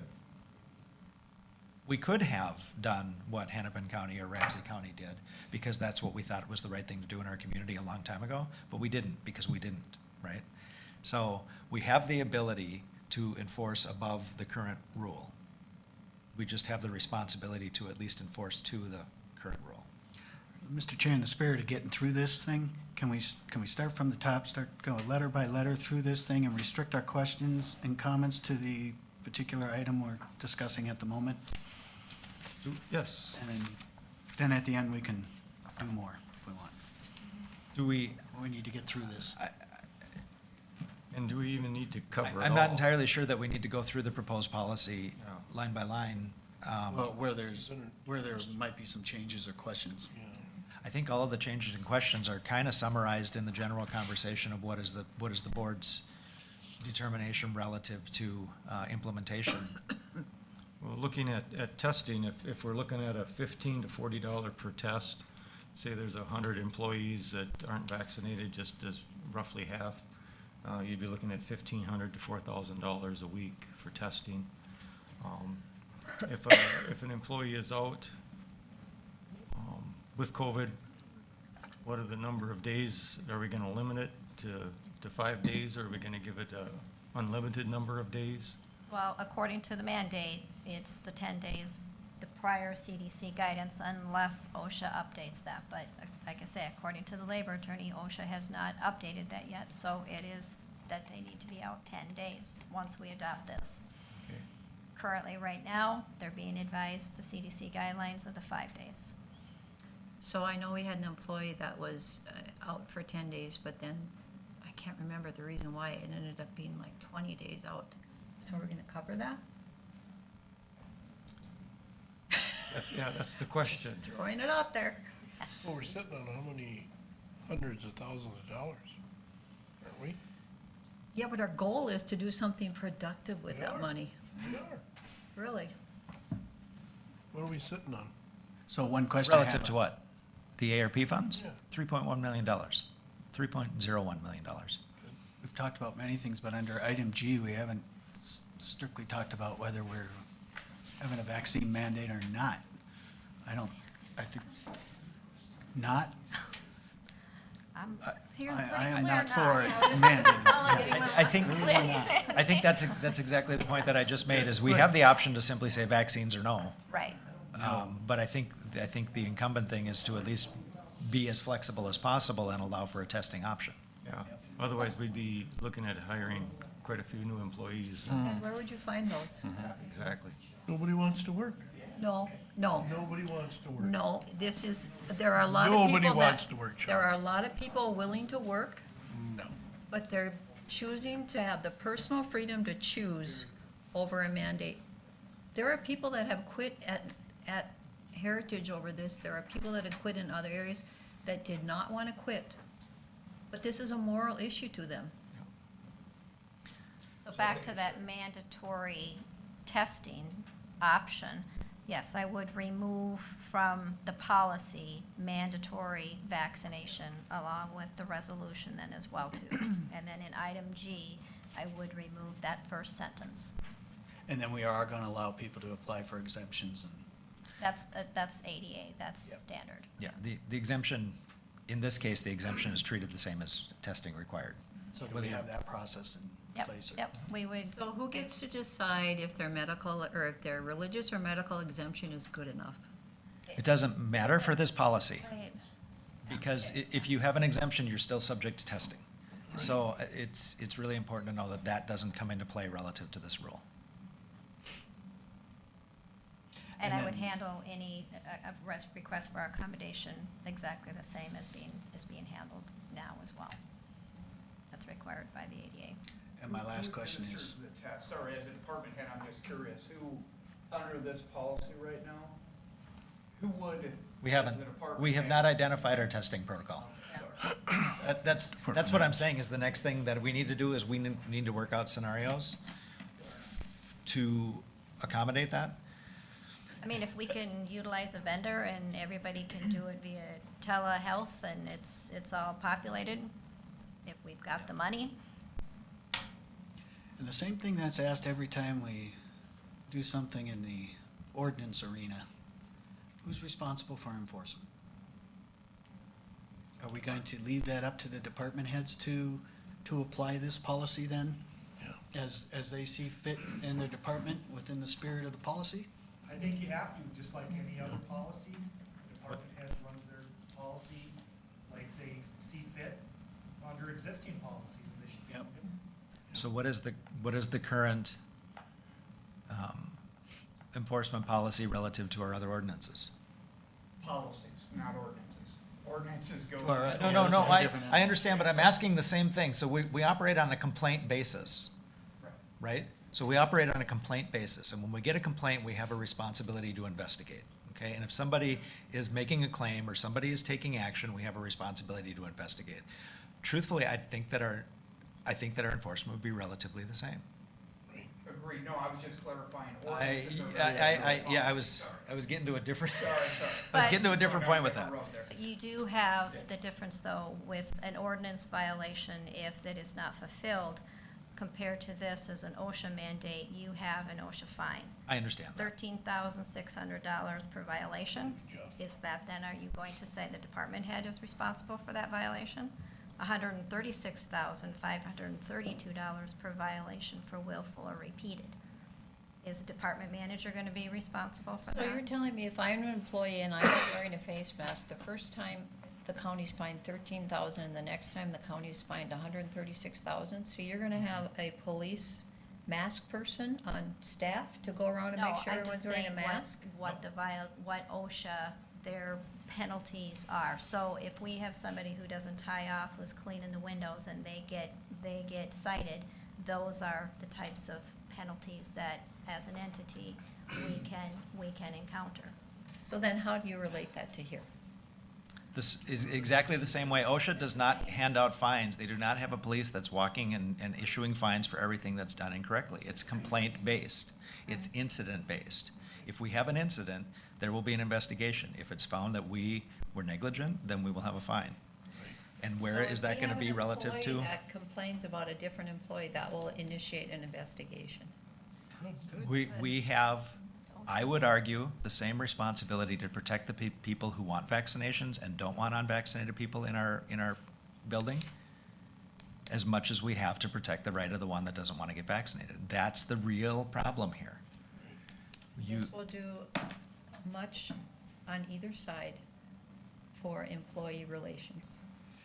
And that's why, trying to be as practical as possible with how this gets done. And just like any other county policy, like Administrator Cadwell says, the department heads are gonna be responsible for following the policy and implementing it however they see fit to best fit the policy.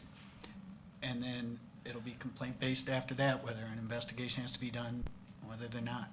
So that gives them the leeway. I'm just trying to use it as an example. If somebody's working in an apartment with two people and they're separated halfway across the room and have no public interaction, do they have to wear a mask all the time? According to the mandate, you have to wear a mask in a room that has 4 walls and a door. If you're not vaccinated. Yes, Yeah, yep, and then you wouldn't have to wear a mask. right. So I think administratively, we have a responsibility to enforce the rule, as long as it is the rule. I think the more attention this gets in this forum, the more people are gonna be looking at the rule. Right. And the more that we get into the debate relative to some of the characteristics of the politics of the issue, the more that it's gonna be seen. The administration of all of these rules, I mean, typically you get a compliance notice, you come have an opportunity to comply. You get a second compliance notice, you have an opportunity to comply. I mean, if somebody's not dead and there isn't a threat, the level of response is different. And I can't say that relative to an OSHA investigation, but you don't get an investigation if you comply. That's a survival of the fittest. So I don't know This isn't a choice. that we, debating Who's gonna the do that? politics of vaccination or even the science of vaccination is not going to change the fact that administratively, we have a responsibility to respond to the emergency temporary standard. Exactly. Survival of the fittest. No, and my whole crust, Jeff, it's the policy that I'm debating here, the policy and the problems with the policy and the position it puts people in. That's my focus. And that debate is happening at the state, it's happening in the courts, it's Everywhere. happening at the federal level. I know there are feelings at the local level. I don't know that any debate at the local level in this forum is going to affect any of those things going forward. I mean, that conversation has been had as well.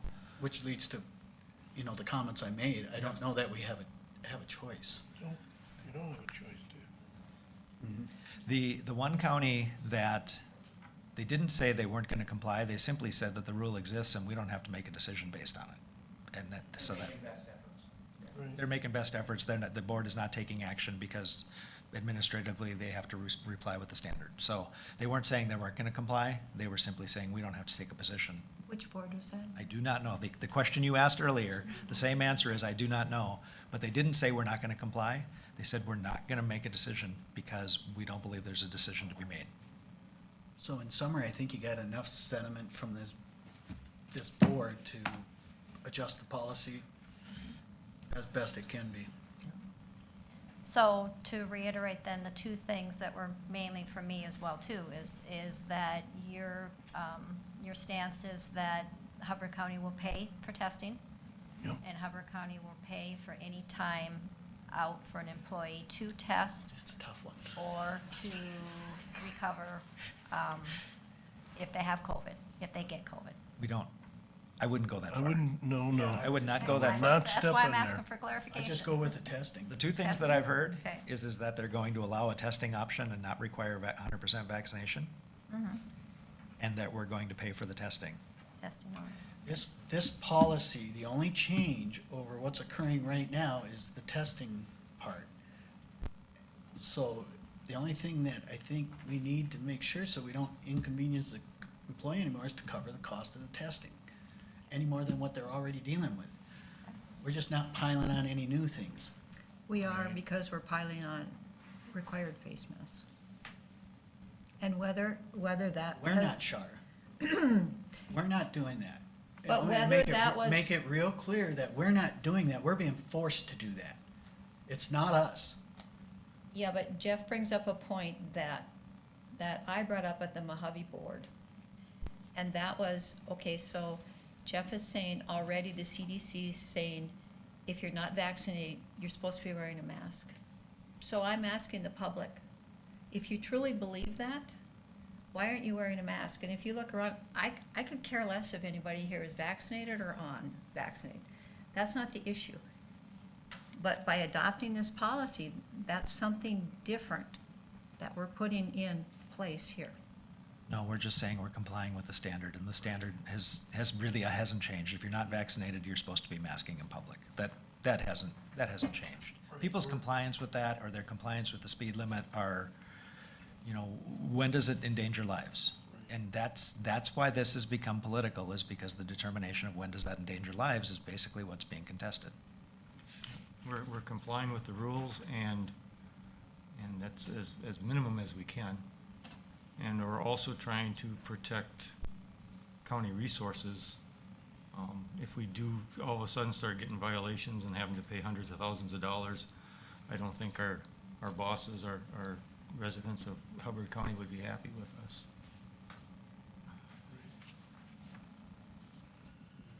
So then the second item then is that department manager has the ability to utilize remote work, teleworking, whatnot, to be able to provide the services and get the work done for their department that they see fit.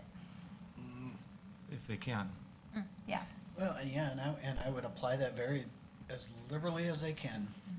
But if they can't, employees have been I mean, home there's then circumstances. on their own earned leave. I'm not saying we're approving that now. She's asking the question, I'm do we make asking the because allowance yeah, for to- 100% Yeah. remote work possibility if as a way to comply? Well, and are there other ways, within the ability of whatever the unions require to to make accommodations besides just telework. Can, maybe somebody who's in a job function who can't remote work can do another job function temporarily so they can remote work. And I don't know if we can do that with union There's stuff already- or not, but that's what I mean by being as accommodative as The process for possible. requesting an accommodation already exists. I don't think we need to spell that out again in this process. We just need to identify. I think she's trying to help to further define the scope of least inconvenient to the staff. Right. You had a note in there about, Yeah. Right. you might have to temporarily change the remote think policy then too. You know, I think that that pertains to, for a position that's, this is what your normal 40-hour-a-week position is. This is beyond that realm. This is in an ETS, an emergency temporary standard, that's only for 6 months. I think that this policy would give the department manager that opportunity to do that. Again, we're not going back and changing the policy, the personnel policy. Right. We're providing options for flexibility in meeting the standard. You know, say an employee currently is working the telework and they're working 80% of the time. Well, can they make the, you know, for them to be able to work remote the rest of the 20% of the time? That would be a department manager determination. But like I say, a lot of offices were not here when we were shut down and working 100% remote. But this is, Can that still Yeah, we've happen? done it for a while. I don't know. but if we take baby steps, and this is just till June July 2nd. or July 2nd, we just gotta do baby steps one day at a time? We'll get too far out there. Any luck at all, be for not. Well, And I'm assuming with like the highway department, they could have, you know, like the plow truck drivers, they're not in contact with other people. That doesn't qualify. That's not remote. But it- Right. Yeah. Same thing I'm, with I'm, law you can, thanks for asking the question, but it's not remote. Yeah. Even if they work independently in vehicles outside of the office, they're still coming into the, yeah, that doesn't qualify. There would not be a way around the testing or the vaccination or the testing requirement. Is there anything else? Well, Mr. Chair, I do have something, after we move on this, I had emailed Marlee a question for public health, so I'd like that answered. Okay, and I've got a question for Marlee too, so. Okay. Oh, man. Okay. Mine's an easy one. Okay, You good. can go first. Okay, so I had emailed Marlee, the state of Minnesota is one of 3 states in the United States that is, what's the word I wanted? Rationing COVID healthcare according to a numerical system, including race. So I would like Marlee to address that, please. So I think what you were talking about is this ethical framework for allocation of monoclonal antibodies during the COVID-19 pandemic. And I believe what you were talking about, there is a scoring system for patients who are determined to be eligible for monoclonal antibodies. And that takes into account multiple risk factors, age, BMI, diabetes, chronic kidney disease, cardiovascular disease, chronic respiratory Gina. disease, hypertension, Thank you very much, Gina. immunocompromised status, pregnancy, and then the last one is BIPOC status, or Black, Indigenous, or people of color. So those are, it's a scoring system that basically would determine who, based on your risk, if you're diagnosed with COVID-19, risk factors to determine allocation of the monoclonal antibodies. And so is that statewide, is that used at every healthcare facility now? It is. In fact, I have the standing orders from our hospital. I did look, I'm not an expert on this because this is a little out of the public health realm, but you can find the framework right online from the Department of Health. And I did talk to the hospital, to Deb, about, their standing orders. One thing I think this was developed because of concerns that there would not be enough monoclonal antibodies during surges. I will say, according to our hospital, they haven't had to ration in any way. It hasn't come into an account where someone has gotten it over another person or something like that. So just to tell you that right now. Like, no one, you know, there hasn't been a case where someone has wanted it and hasn't, or has thought, you know, they've rated someone else higher. So we're putting policies in again to cause people to quit their jobs, leave their jobs in healthcare, and arrive at a point where we have to ration things.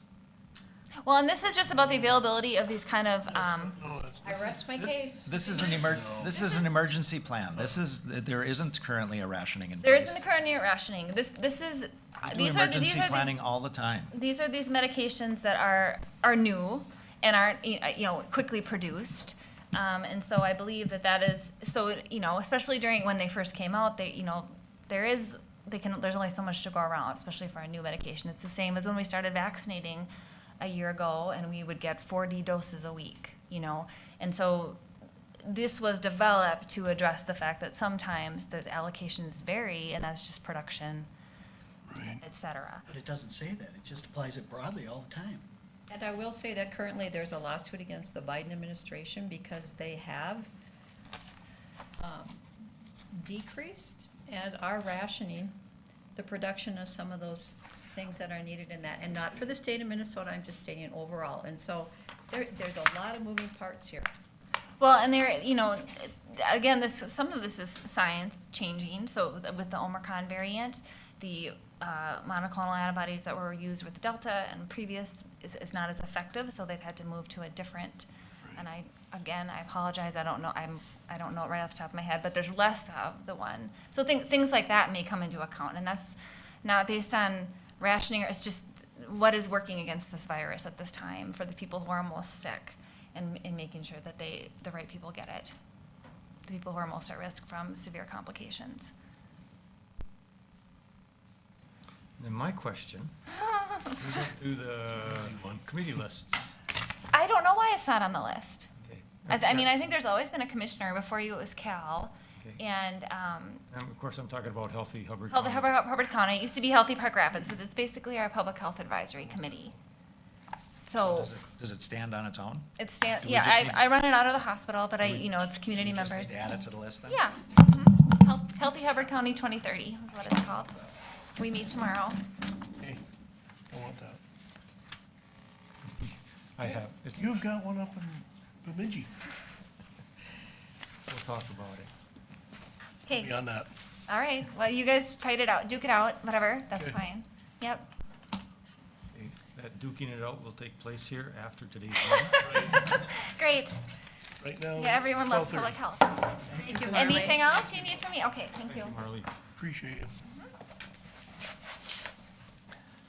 So right now, Healthy Hubbard County is Commissioner Van Kempen. I don't make modifications. I know you I'm don't. just clarifying the terms. I know that. So, We'll Mr. do Chair, I have a request. If the Supreme Court hasn't ruled by next Tuesday, I do not want this on the consent agenda I would, for both. no, I would not put this on the consent agenda. I don't even know if we'd have the authority to do that, because if they don't rule on it, then it's implemented. And it'll be implemented The February. only way it wouldn't be implemented is if they put a stay on or shoot it down. Which I'm hoping they're gonna do before Right. February. Okay. Board, I spoke with a question this morning with one of the labor attorneys, and they are following this constantly. There is some indication that this Thursday, they are having some rulings on some things. It's not stated that it's going to be this topic, but they're going to be giving some rulings on Thursday. So say, the attorneys are watching it constantly to see what's happening, and will let us know as soon as it's out. Thank you. So hopefully, we could maybe hear something this Thursday, but it's not again.